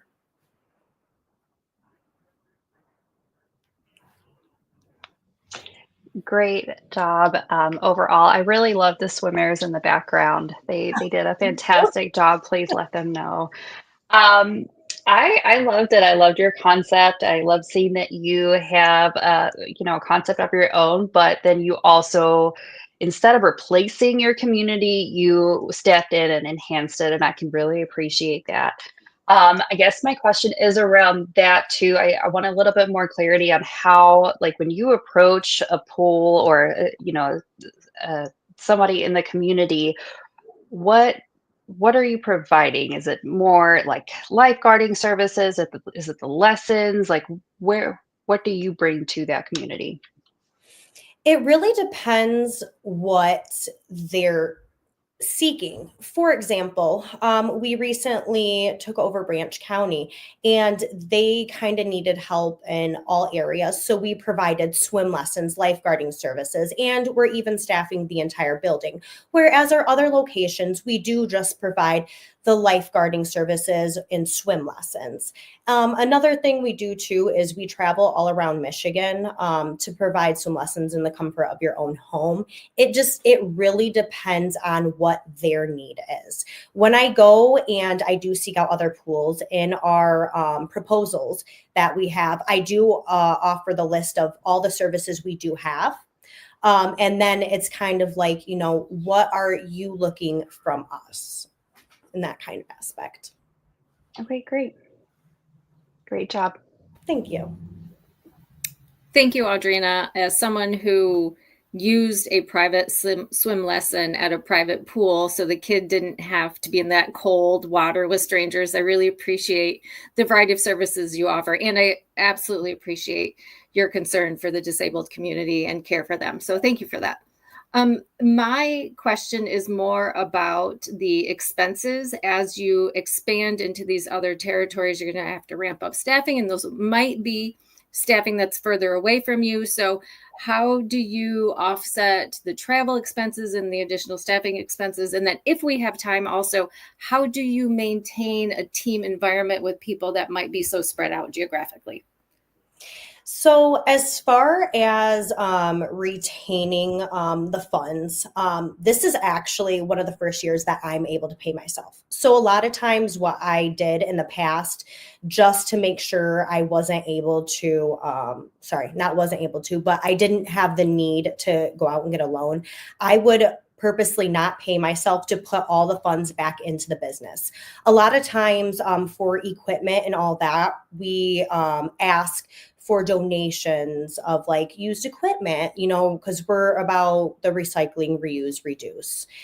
And then as far as, I apologize, what was your second question? Quite all right.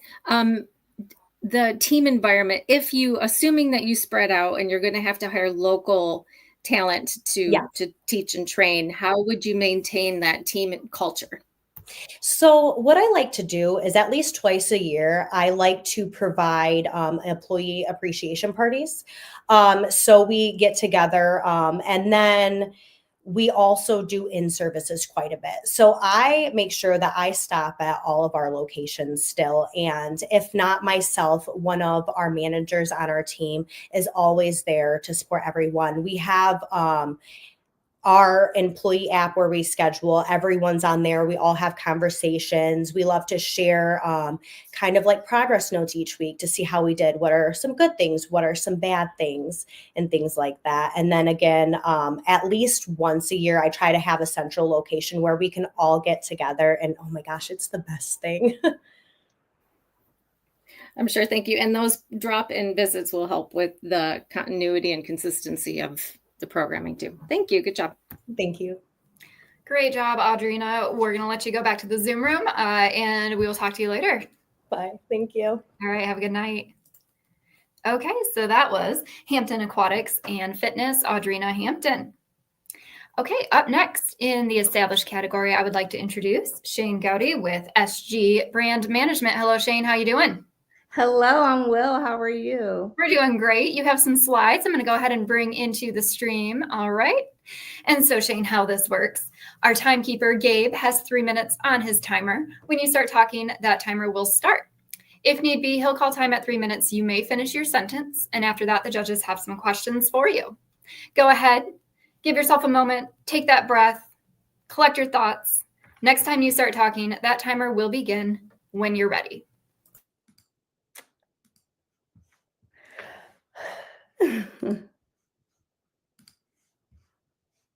Business owners wear enough hats. Marketing shouldn't be one of them. Between serving clients, managing operations, and trying to keep up with social media trends, business owners and leaders are overwhelmed, and it's costing them time and money. I'm Shane Gowdy, mother of 3 future lady bosses, and CEO of SGBM, the done-for-you social media and digital strategy agency. We give small businesses their time back while ensuring they stand out and convert online. We don't just post content. We handle everything from strategy, content creation, and branding to paid ads and lead generation. We're their outsourced chief marketing officer, but without the full-time salary. Today, I'm asking for $10,000 to scale our impact so we can help more small businesses go from digital ghosts to industry leaders.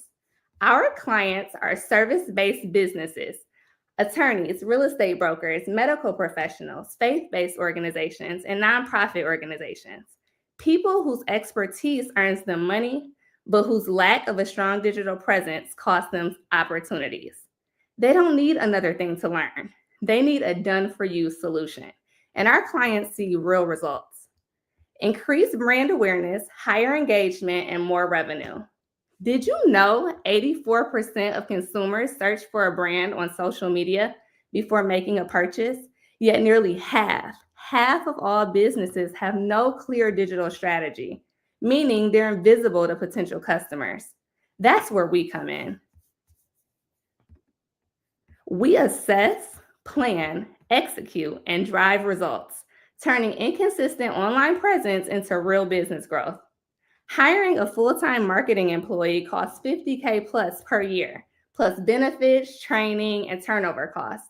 Our clients get expert-level execution at a fraction of the cost without the HR headaches, and they stay. Our retention rate is 125%. Not only do they stick with us, but we continue growing because our results speak for themselves. Since launching in 2022, SGBM has steadily increased revenue year over year. So we serve dozens of high-growth clients, and we have generated millions of impressions and conversions, helping businesses reach more people and close more deals. With $10,000, we will upgrade content creation with pro-level video equipment, reducing our editing time, invest in AI tools to improve automation and efficiency, and expand our marketing efforts to attract more high-value clients. This investment will increase capacity, improve quality, and drive more revenue for us and our clients. SGBM doesn't just do social media. We drive business growth. Let's make it happen. Thank you. Great job, Shane. Gabe, how much time does she have left on the clock? That was just it. I was coming off mute to say time. Whew. Everyone's just nailing that 3-minute mark. And I saw what you did with the hat. Very clever. Okay, so our judges have some questions for you, Shane. This round, we're going to start with Paige, then Mindy, then Becky. So Paige. Great job, Shane. I really do like the concept you have, the market strategy. I can appreciate the effort and consistency that goes into this because so keeping up with social media, and especially not for one business, but a dozen, that's a lot. So great job to you and your team.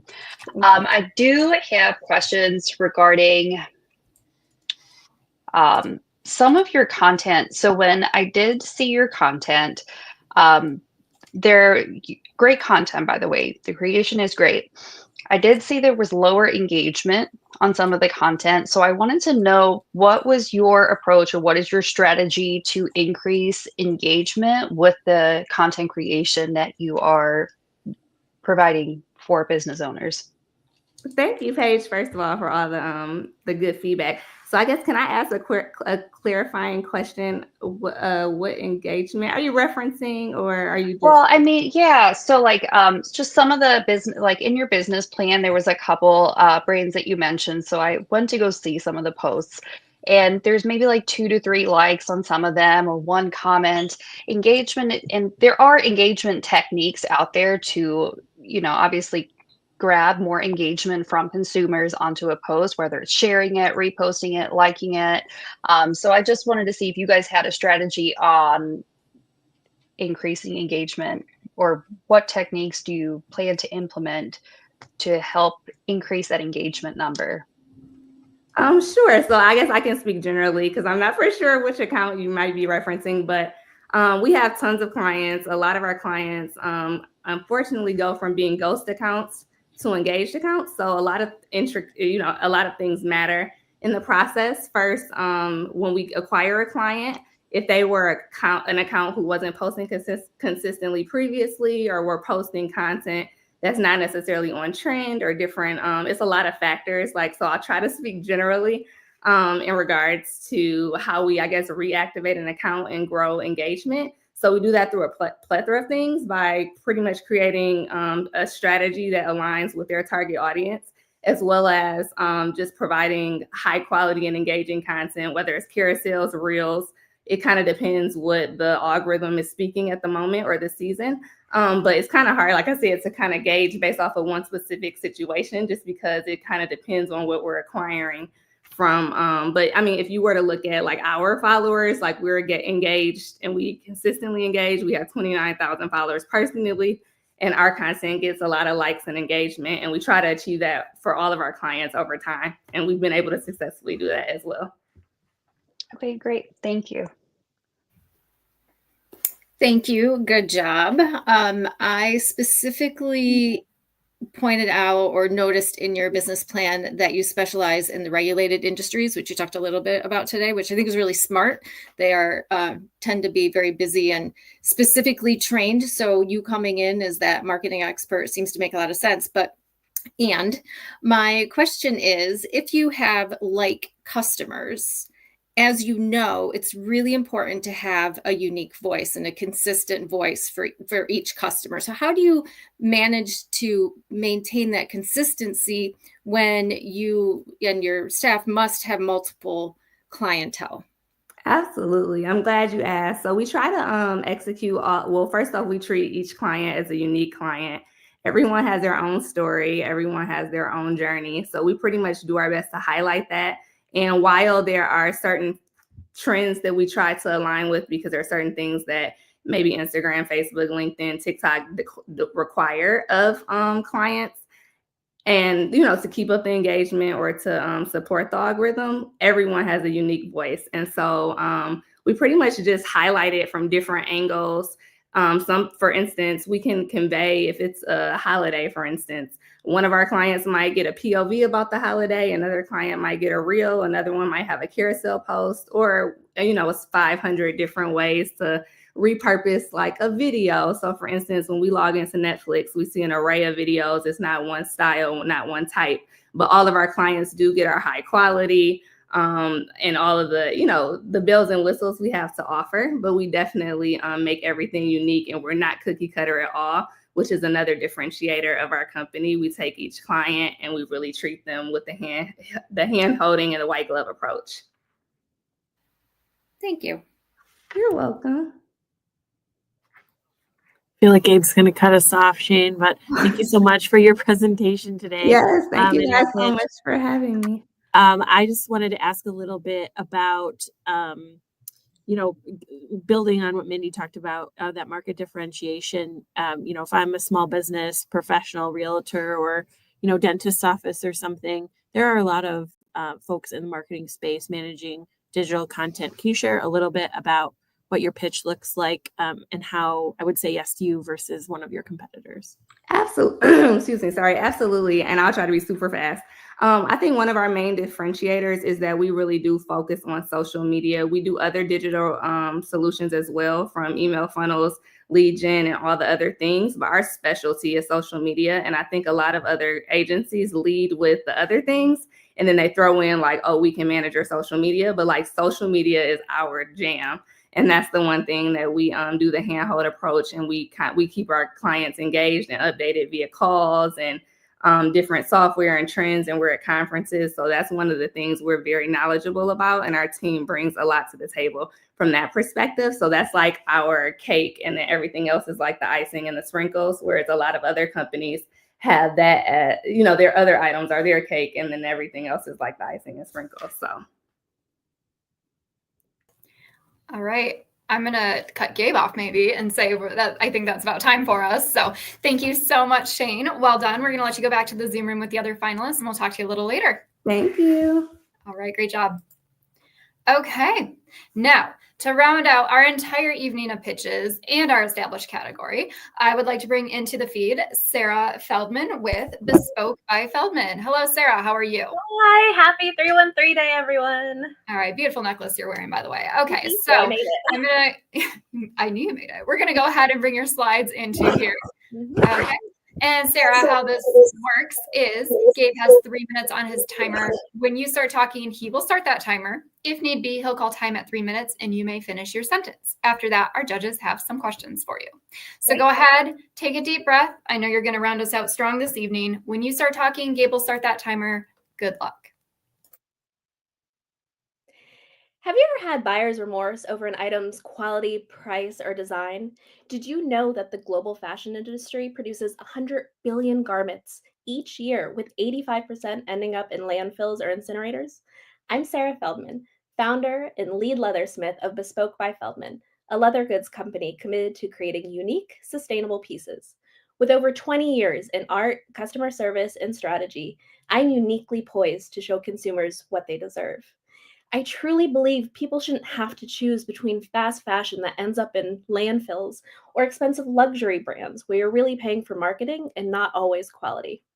What sets us apart is our name, Bespoke, a tailored term meaning custom. At Bespoke by Feldman, we handcraft leather bags, jewelry, pet items, and accessories in small batches, minimizing waste while keeping our work unique. We source responsibly and utilize over 90% of every hide. I'm proud that our products are both visually appealing and financially inclusive, especially when budgets are top of mind. With prices starting at $10, treating yourself to luxury doesn't mean breaking the bank.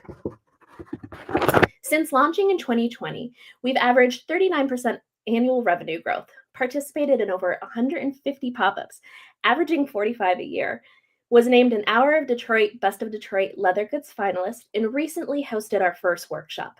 We have a global customer base on 6 continents, with over 70% of our customers returning.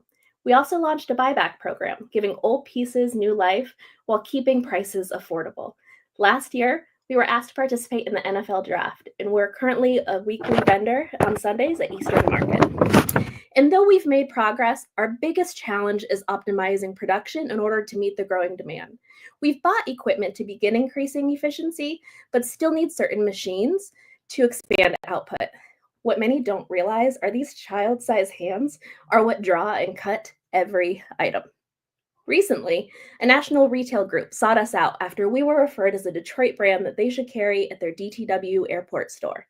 And proud to say we're in negotiations for our largest wholesale account yet. By the end of 2025, we aim to place products in 3 new wholesale accounts, in addition to the 5 that we already have, grow annual revenue by 50%, and boost e-commerce to 20% of total sales. We are seeking $10,000 to scale responsibly, $5,000 for an industrial laser cutter, cutting production time by over 50%. This will allow us to create 412 pairs of earrings in the same time frame as 54 pairs. That's a 7-fold jump in output. Not to mention, I get to give these hands a rest. Second, we would like to seek $2,500 for high-quality leather and $2,500 for marketing and advertising to increase visibility. Judges, by investing in Bespoke by Feldman, you invest in quality and sustainability.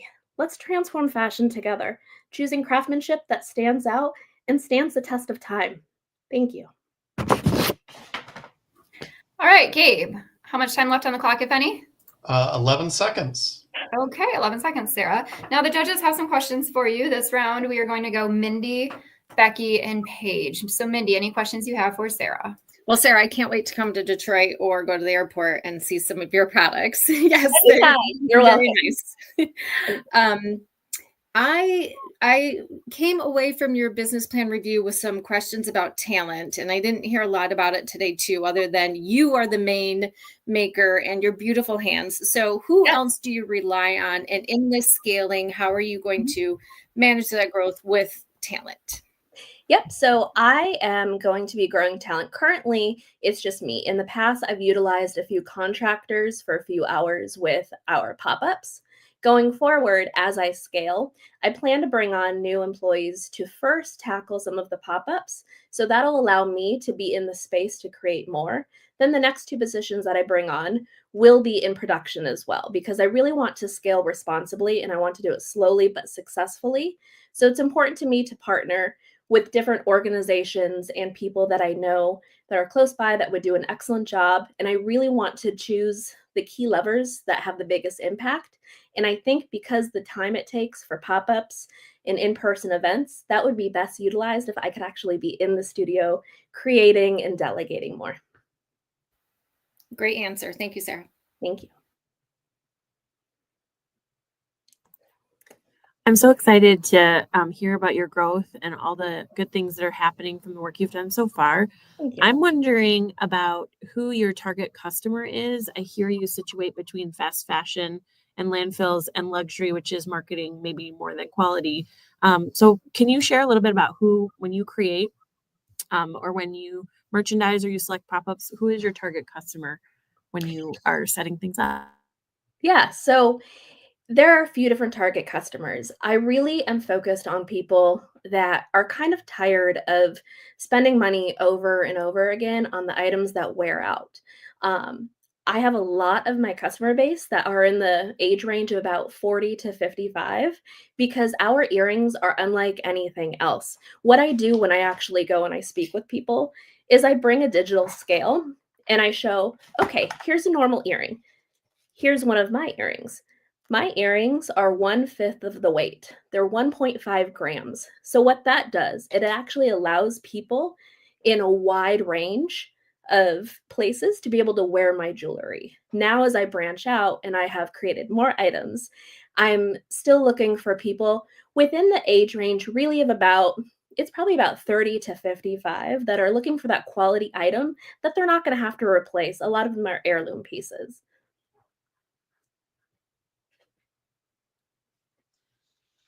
Great. Sarah, phenomenal presentation. Great job. Gabe might cut us off here, but I do want to say, Mindy really touched on a lot of my questions. Obviously, supply and demand with one person making the bags, and you've got wholesalers and boutiques coming in. That's going to be a lot, but it sounds like you've got a plan for that. Who I guess I could turn this into a question. Who's the design behind your photography and everything for the brand? For the design behind the photography? Mm-hmm. For your brand. It's me. I have a great photography degree. I have an art degree, and so I have a background in that. And then I am fortunate enough to work at the historic Kaju stage, where I'm also around a lot of brilliant minds. So a lot of my mentors and just coworkers in the space, I'm really able to rely on and ask questions or utilize their support. Your energy is captivating. The reason I mention it is that, like, your products are beautifully designed. But I think if people can see your energy too, or you can somehow bring that life into your pictures, and it's amazing. It'll tie it all together. But great job. I appreciate you. I appreciate you all. Thank you for your time tonight. Of course. You guys have about 50 seconds if anyone has another short question they'd like to ask. Yes, any last minute questions? Can I design custom items for you? I absolutely can. My question relates to like secondary market, like spouses or anniversaries, or like someone graduates from law school. What is your client? I hear a lot of repeat clients, but do you have, what kind of client relationship management are you utilizing to kind of pull them back when they're so happy with their thing? So I use a CRM system through my website Wix, as well as Constant Contact. And I try to keep in constant communication and contact with them so that I'm always kind of feeling them out, keeping them up to date, making sure they know of some of the innovative products that I have recently introduced to my sector of products. And a lot of times, because they're returning, they reach out to me and say, hey, we have a graduation. These are the colors that are coming up. What can you make with me?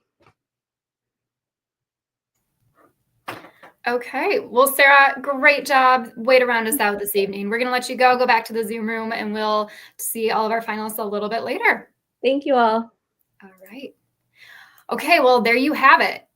Before we get to our audience vote, judges, we do have to say thank you so much for all the work that you put into this, for your very thoughtful questions and feedback to all the finalists. It's very, very much appreciated. And so now I'm going to go ahead and let you all go into our top secret teams meeting for judges deliberation with our scorekeeper, Kenneth. Got to give a shout out to Kenneth this evening. He always helps out with our scores, does such an amazing job. You don't see him, but he's there. So judges, we'll let you go. And we, again, thank you so much. We won't be seeing you anymore this evening, so take care. All right, we'll let them go. Gabe, we did another one. You did another one. Great job with that timing. I know it gets a little tough, but we really appreciate it. So Gabe, now we come to our audience choice. So Julia Elliott, who is our marketing and communication specialist, is going to post that link into the chat if you're watching on YouTube or Facebook. Okay, she'll go ahead and post that. I am going to go ahead and pull up our QR code. Are you ready? There it is. I always go in the wrong direction. Okay, so go ahead, pull out your mobile device. Pull out your camera. I'm going to do this with you just to make sure I give everyone enough time. And we'll leave this up for a little bit. You have, probably 5 or 6 minutes to vote. So plenty of time. Okay. I'm putting my phone up now. I am scanning. I'm pulling up that form. There they all are, all of our Mid-Michigan finalists. So this is a reminder to the audience watching that tonight, one person out of all 10 will win that $1,000. Okay. Now I'm going to go ahead and put this QR code up in the corner and take down the big one. It's still there. It's still there. It works. I know it does. I tested it. Okay. So Gabe, this may be a little simple. I realize this, but let's say somebody wins first place. How much money do they win in their category first place? $1,000. 10,000. Oh, I thought you were talking about the. Okay. So first place is $10,000. If they win the audience choice, which has happened before, $1,000, they could walk away with $11,000. I mean, that's so great. That would be awesome in one night. Yeah, so they all deserve it. Yeah. So Gabe, tell us a little bit about what you do here at MWF, because last week I didn't give you a chance to do that. So tell us what you do. I know you're in our Detroit office, but let the people know, what is it that you do at MWF? Yeah, I'm a development coordinator there. So the things that I focus on are part of our marketing and fundraising side. We put together a lot of events for our Power of 100 Woman group, which is a membership you can join that's put on through MWF for a lot of women in their careers to gather. We put on fun events. We just had an improv workshop just the other night that was super exciting. You'll probably see some pictures soon. Okay. And we also help work with some of our wider events that you guys might have heard of, the Michigan Women's Hall of Fame, and coming up soon in May, the WomanUp and Celebrate event, where we'll have a bunch of exciting new awardees to give out. Awesome. Okay. Well, Gabe, thanks so much for your work timing this evening, and we'll see you in 2 weeks for the Southeast Michigan competition. And hopefully some people are going to see you in the spring for that WomanUp and Celebrate event, and maybe at a P100 future event. So we'll let you go for the evening, Gabe. Thank you again, and we will talk to you in 2 weeks. Bye. Okay, so reminder to keep voting for the audience favorite. That person will win $1,000. We'll keep voting open for just a few more minutes. So go ahead and scan that QR code up in the corner. But right now, I'm going to go ahead and bring in Tamara Jackson Gatewood, who is our Director of Lending. Hey, Tamara, how are you? Hey there. What a nice evening this has been. Yeah, I know. The pitches have just been so great. I know we say this every week, but we truly mean it. Do not envy the judges. They have such a hard job ahead of them. So, yeah. But they held their own as well. I really enjoyed the questions from and just the different lens that in the perspective, that each of them provides. So great job, judges. Absolutely. Well, hey, Tamara, you're here to introduce our sponsor. So I'm going to let you do that. Yes. So again, hello, everyone. I am Tamara Jackson Gatewood, Director of Lending here at Michigan Women Forward. And none of this would be possible without our sponsor, Consumers Energy Foundation. Let's watch this video. When you think about caring for your community, what comes to mind? Maybe it's improving education or encouraging workforce development. fighting hunger or eliminating homelessness, preserving the environment, or supporting the arts. Consumers Energy has been giving back to Michigan for well over a century, and since 1990, we have been helping local communities grow and thrive through the Consumers Energy Foundation. Last year, Consumers Energy, our charitable foundation, employees and retirees gave over $15 million to Michigan nonprofit organizations. We're investing in what's most important to Michigan, its people, our planet, and Michigan's prosperity. The Consumers Energy Foundation is committed to ensuring all Michigan residents thrive economically and have access to world-class educational resources. We're focused on creating grants that protect and strengthen the health and sustainability of our state's land, water, and air. And we're dedicated to ensuring Michigan's businesses and communities are growing with world-class resources. For more information on how the Consumers Energy Foundation is caring for our communities, visit consumersenergy.com/foundation. Is Catherine Wilson, Executive Director of Corporate Giving at Consumers Energy, just to say a few words. Welcome, Catherine. Did you enjoy listening to the pitches? I did, and my colleague Mindy has a really tough job ahead of her, so it was great, and loved all the pitches. It was fantastic. Well, I am just really thrilled to be with you all this evening and to see the support that Consumers Energy Foundation provides to organizations like Michigan Women Forward come to life. And I recognize that tonight is a culmination of many efforts over several months. And I really deeply admire all the work that has gone into putting together the business plans and the pitches this evening. They were very compelling and very exceptionally well done. At Consumers Energy, we are dedicated to ensuring that Michigan businesses and communities are growing and thriving. This includes creating opportunities for entrepreneurs who bring critical ideas to the table, like those we were very fortunate to see tonight. Consumers Energy Foundation is proud for our longstanding relationship and partnership with Michigan Women Forward. Over the years, we've contributed more than $2 million to MWF to support the WomanUp and pitch competition and other vital programming that they do. Our support for MWF is part of a broader commitment to Michigan's female entrepreneurs and small businesses across the state. We believe in the power of women-led businesses to drive innovation and economic growth. So thank you for all the finalists sharing their visions with us and their plans for growth tonight. Your hard work and preparation for this event is undoubtedly going to take you very far. You're making a significant difference in positioning our state for just a prosperous future. So look forward to hearing about the winners and presenting the prizes. Thank you. All right. Thank you again, Catherine, just for being here tonight as always, and for being a part of MWF and our work. And thank you, Consumers Energy Foundation. Without you, these competitions and so many other support services just would not be possible. So thank you for that. So for those of us that aren't aware, there are 4 ways to build generational wealth. You've got home ownership, insurance, and or investments. Some of us might be lucky to get an inheritance or owning a business to pass down to the next generation. So here at Michigan Women Forward, our goal is to help Michigan entrepreneurs get the capital they need to help their small businesses thrive, create generational wealth, and invest in their communities. Our loans can be used for startup costs, inventory, equipment, marketing, rent, and payroll.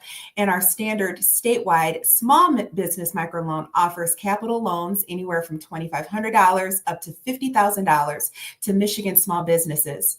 In addition, we offer lending options based on geographic region that partners with organizations in those respective areas. And we also offer pre- and post-loan technical assistance with a team of trained business consultant experts to assist in the various stages of the business cycle before, during, and after funding. In addition to lending, we are a network and engagement machine, and we care. This organization, named Michigan Women's Foundation at its founding, became the only public statewide foundation dedicated to championing the economic prospects and professional accomplishments of Michigan women.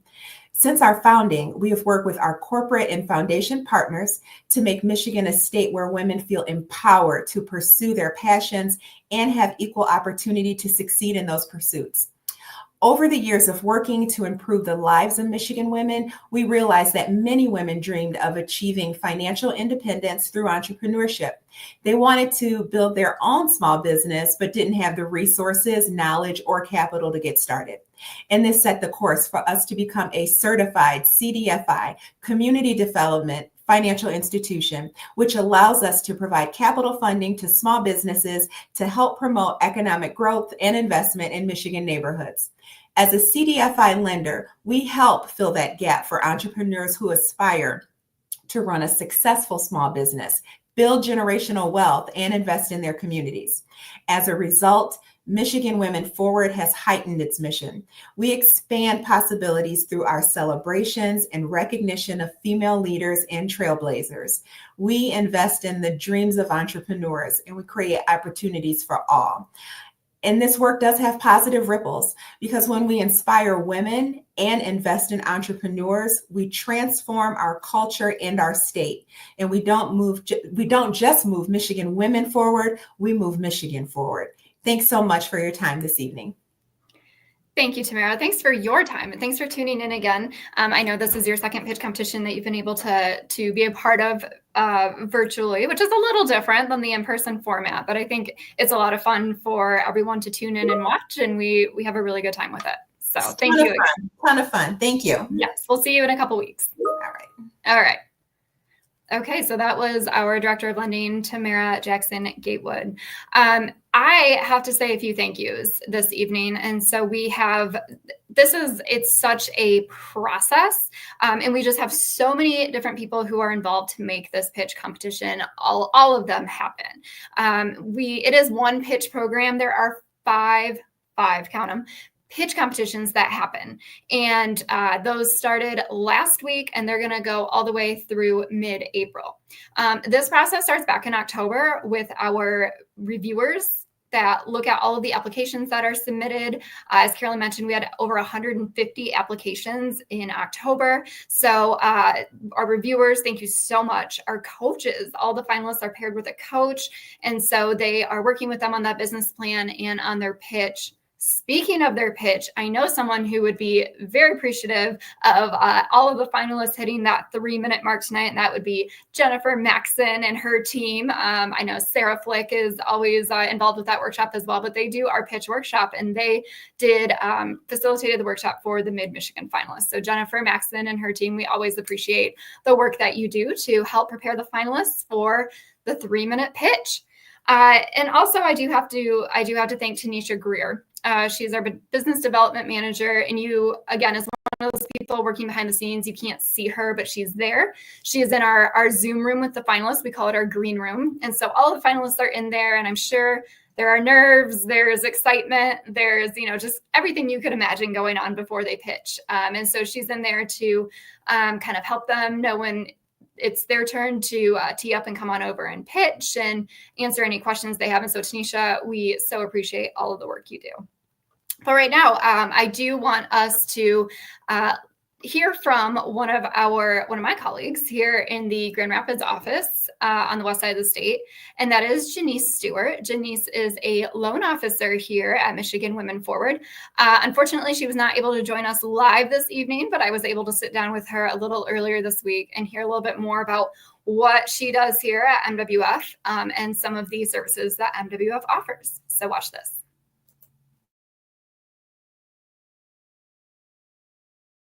All right, I'm here with Janice Stewart, who is a loan officer in our West Michigan office. Hey, Janice, how are you? Good. How are you, Ellie? Doing well. We're recording and the sun is out, and it's been a little bit warmer this week, so I know we're all getting excited about that. Yes. All right, so you are a loan officer here at Michigan Women Forward, as I mentioned, in our Grand Rapids office, so for the West Michigan region. Tell us a little bit about your role. What do you do as a loan officer here? Yes. So as a loan officer, I do the underwriting for loans. So for any of our entrepreneurs who need additional funding for that business, so that can look like purchases for inventory, purchases for hiring, working capital, equipment, whatever a business owner needs. As a loan officer, I gather all of the information, take your financial information, your business plans, all that, and put it together to help you determine your business's success, to help you determine how that money will actually help to move your business forward, determine your ability to actually be able to manage your current debt and manage any additional debt. So we kind of help you in an overall capacity here, not just by giving you the money, but with underwriting, we kind of help you determine like your long-term business feasibility. So we help you in a lot of different ways during the underwriting process. Okay. And how long have you been with MWF? I have been here about 8 months now. It doesn't seem like it's been that long, but yes, yeah. 8 months.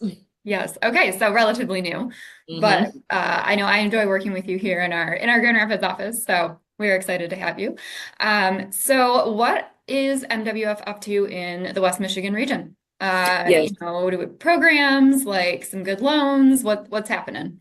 Yes, so we are doing a lot of different outreach because we want to get the word out. So we have so many entrepreneurs in our target market here in West Michigan, and we are in the process of doing more outreach. So going out to different events. So I do a lot of networking, meeting with some of our other community partners, such as like a Spring GR or a Amplify GR, to really reach as many entrepreneurs as possible. So you guys are definitely going to see a lot more from Michigan Women Forward in the future, just as we kind of get out here and network and mingle and see how we can help our entrepreneurs. Yeah. And when we talk about West Michigan too, we are including, even though our office is in Grand Rapids, part of that West Michigan region is Kalamazoo and Lansing, even the Lakeshore, right? Yes. So all those areas. Yeah. Great. All right. Tell me, what is your favorite part of your job? Of being a loan officer, being here, like what do you just love about it? Yes, I think my favorite part is connecting with the entrepreneurs. So I do have a banking background. So I worked in a bank as a small business banker. So I saw the other side of lending, where you're working at banks. It's a little bit more black and white with the ability to be able to actually help entrepreneurs, work with them, get to know them. Here at Michigan Women Forward, our mission is to help empower our small businesses.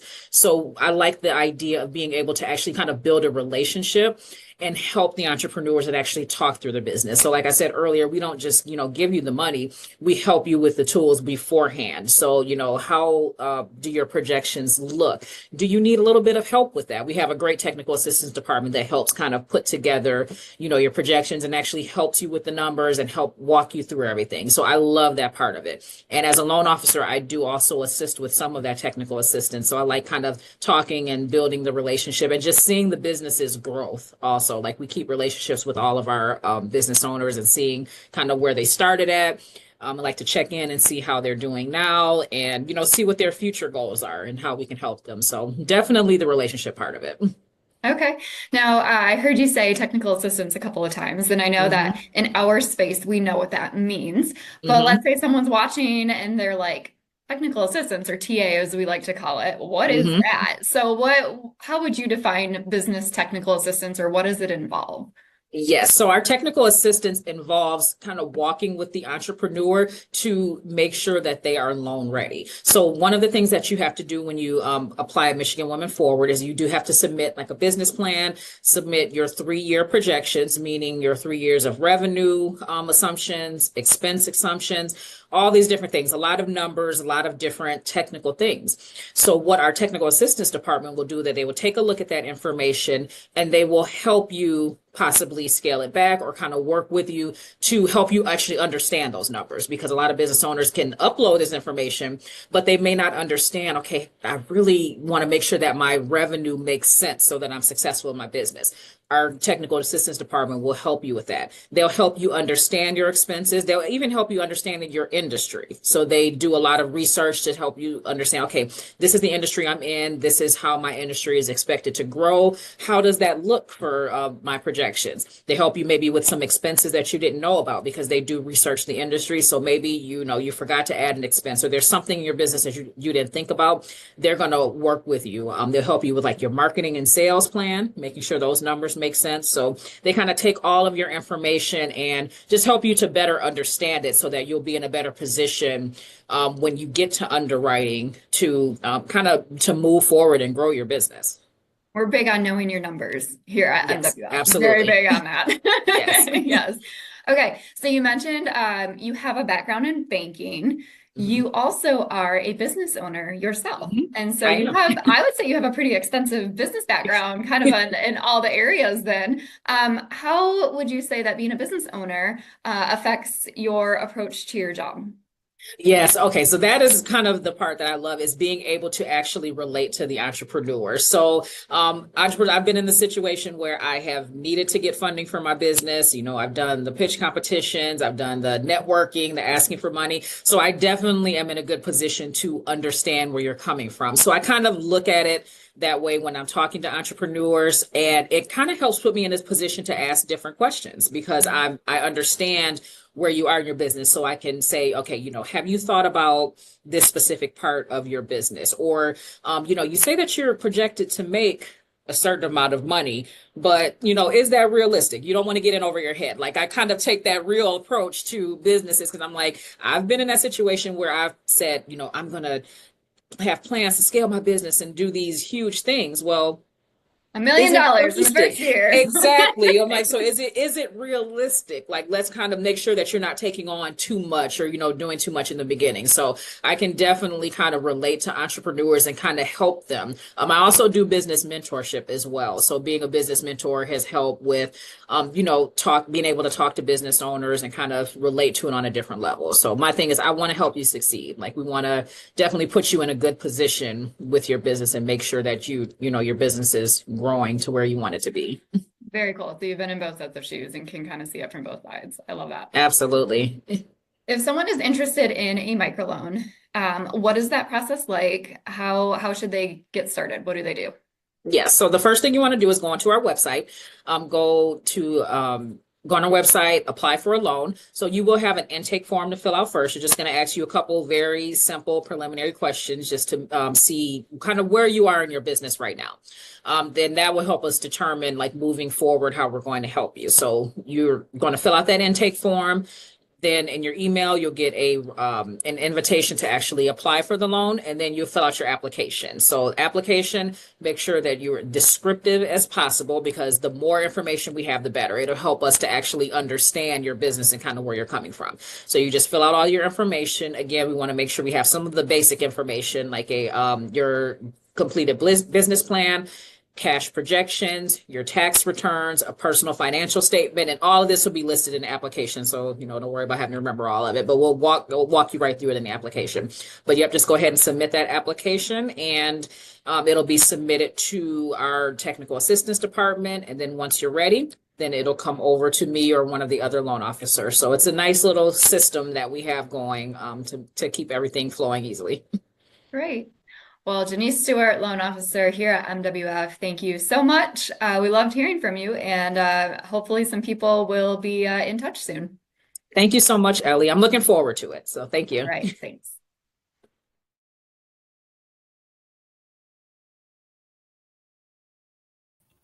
So great to hear from Janice Stewart, loan officer here at MWF. We have several loan officers who work here, and so they are always working diligently on underwriting those loans, and we keep going all the time here. So thank you, Janice, again. It was great to hear from her. Another thing that we like to do during these pitch competitions is get an update from some previous winners. And so we do have a winner update video for you again. This is Danielle Fogel, and she was a winner last year. Her business, Spark and Logic. And I find it really interesting to hear about not only how exciting it is to win and what entrepreneurs do with their winnings, but also just a little bit about their experience with the process. And so Danielle's going to tell us a little bit more about that.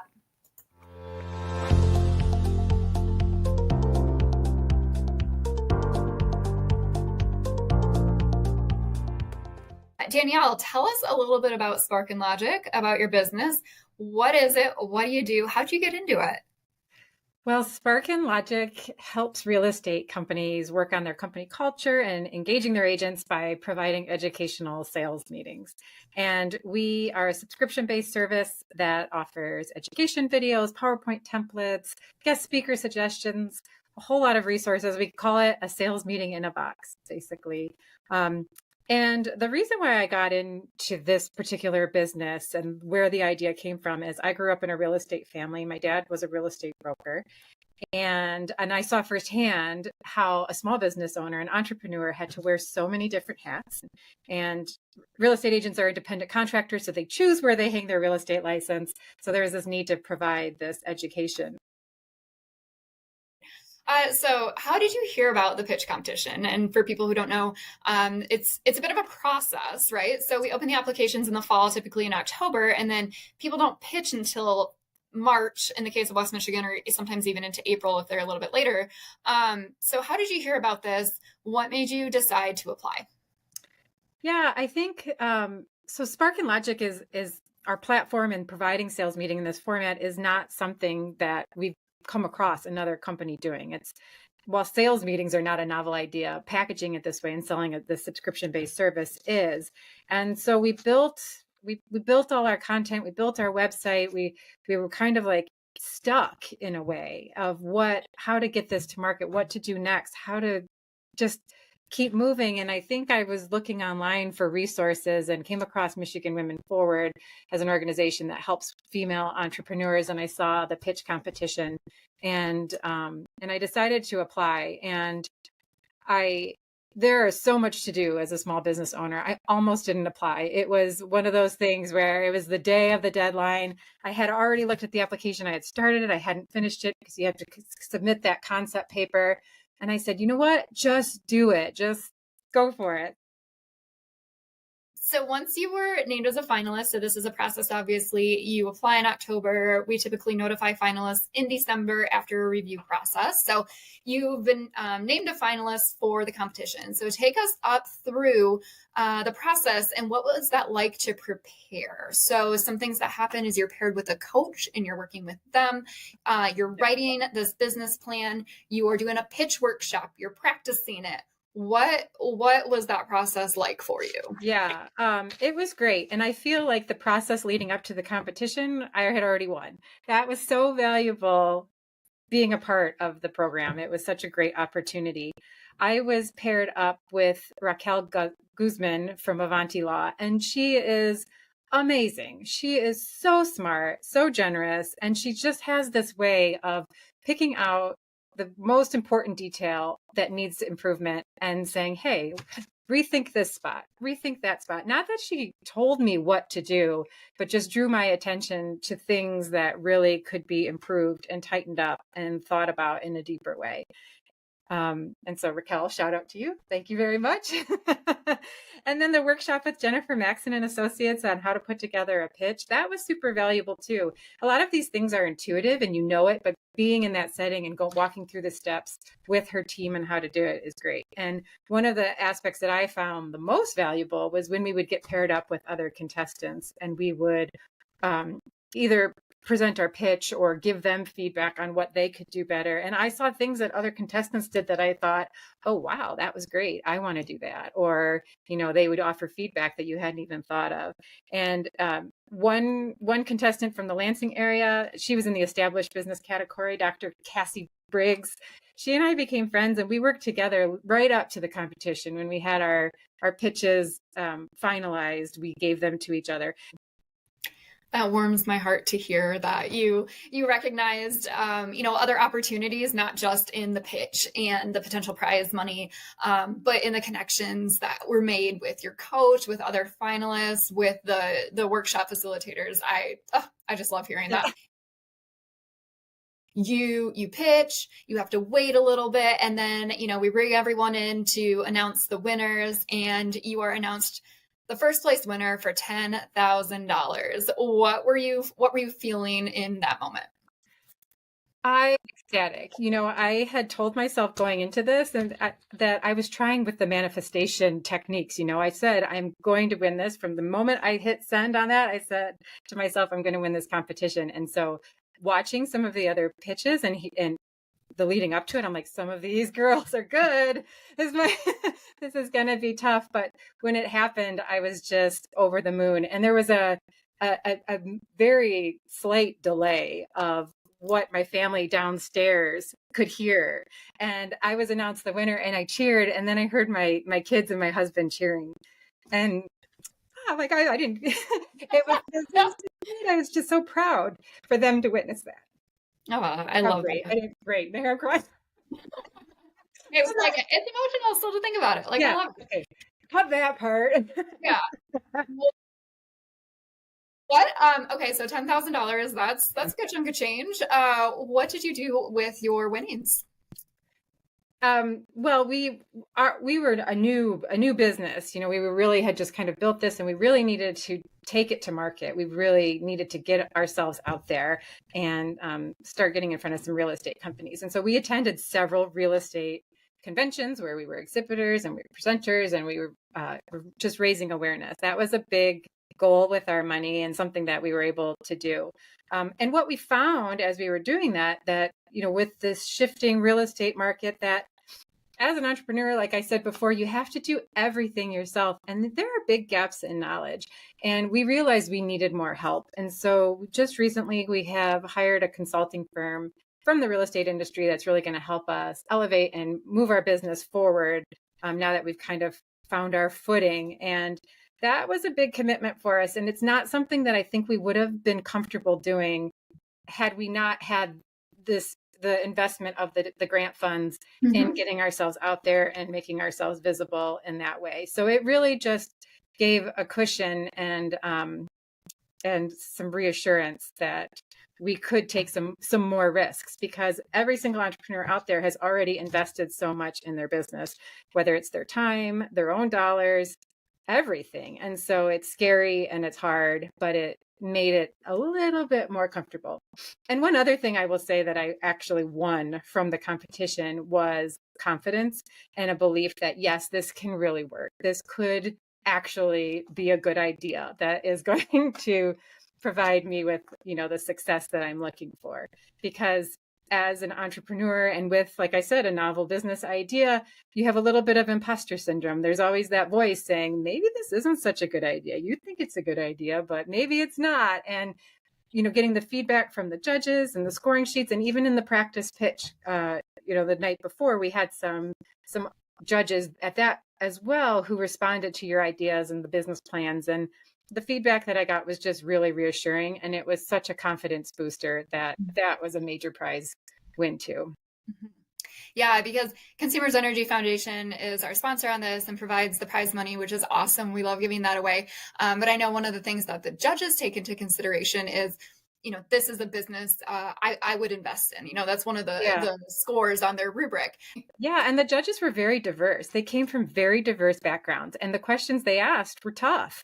But I appreciated it. I thought, gosh, this is a really good question. Maybe sometimes it wasn't even a question I had prepared for, because they're coming at it from such a different perspective than what you have started on. And they were good questions, and they really made me think deeper about my business and, how to talk to prospective clients even after the fact. So I love that too, because we want this to be a learning experience and something that all the finalists can take what they've done. They can take their business plan, their pitch. They can take just the practice and the insight and the knowledge that they've gained and go on to potentially have future investment opportunities. So I love hearing that, because that's a huge part of why we do this. So great. That's great.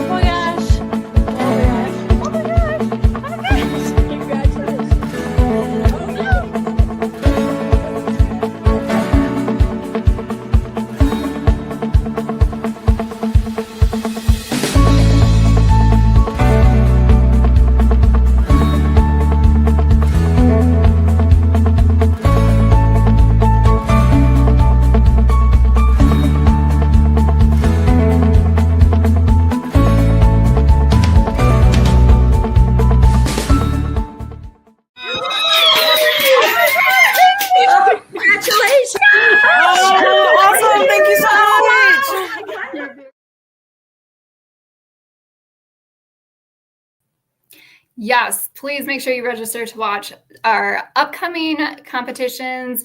March 27th will be Southeast Michigan. April 3rd is going to be the Bay City region. And April 10th is our in-person statewide food pitch competition, where the finalists will be giving out samples to audience members. So you can purchase your ticket to attend that. We'd love to see you there.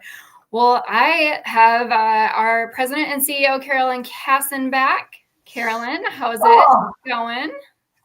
Oh, I'm a wreck. This was, yeah, that this intense. Was a hard fought. They just wanted to give money to everybody. They thought all of it were so good.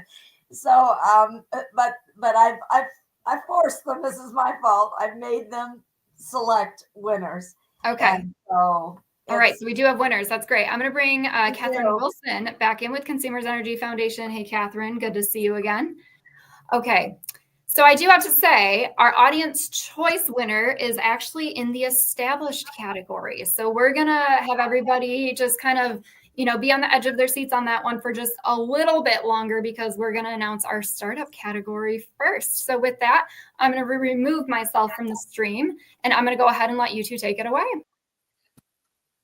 Catherine, don't you love this job? This is your best job, giving away money. And thank you so much, Consumers Energy, for believing in women all across the state who want to start and grow their business. So thank you.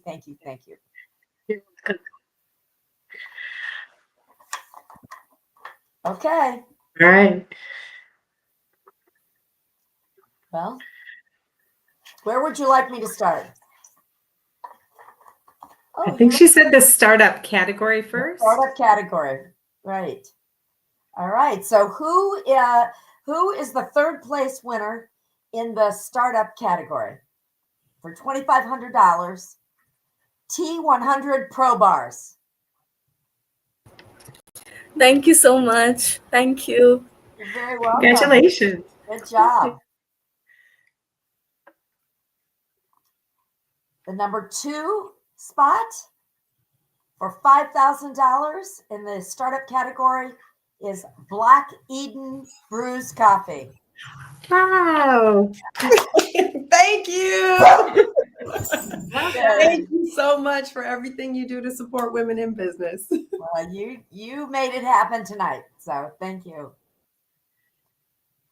And the first place winner in the startup category is for how much?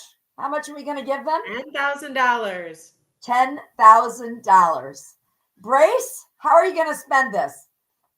Oh my gosh.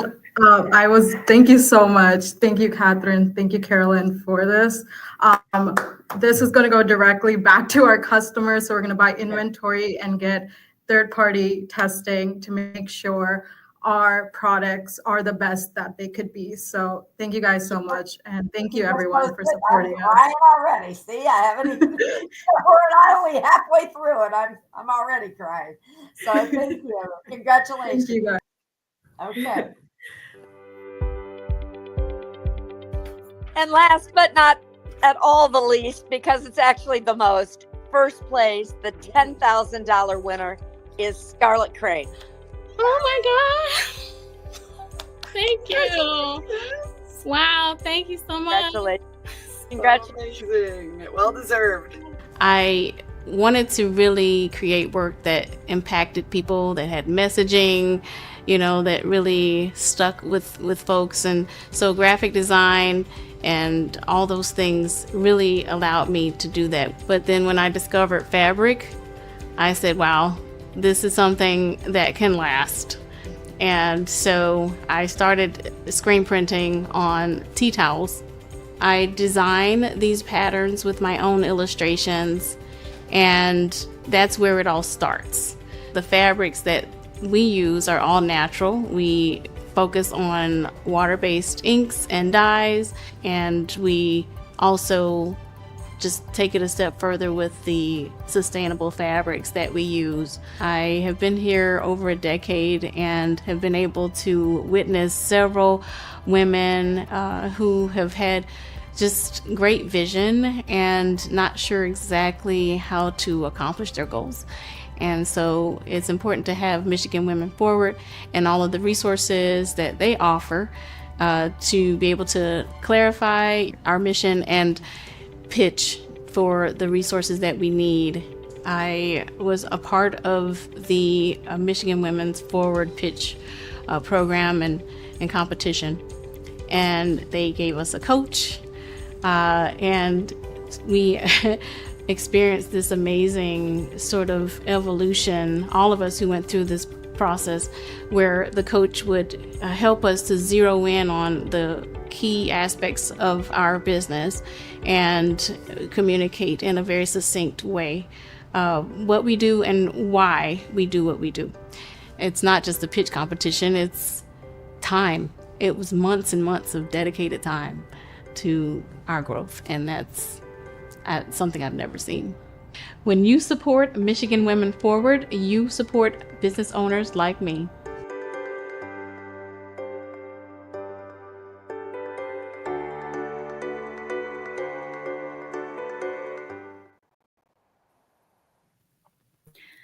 All right, this is a reminder that the audience choice winners in the established categories. So let's start with that one and then work our way third place, second place, first place. I'll let you two take it away.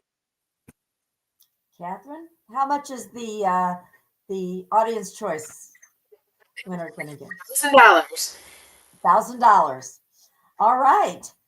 Bespoke is Bespoke by Feldman. Thank you. Congratulations. The audience loved you. So, okay, don't you cry. Catherine says, "Oh gosh, next time get somebody who doesn't cry at everything for me to hand these out with you, right?" All right, what's next, Catherine? Third place, $2,500. All right, the third place winner is Nature's 92. Thank you. Thank you. Congratulations. Thank you. Thank you. Thank you. Good.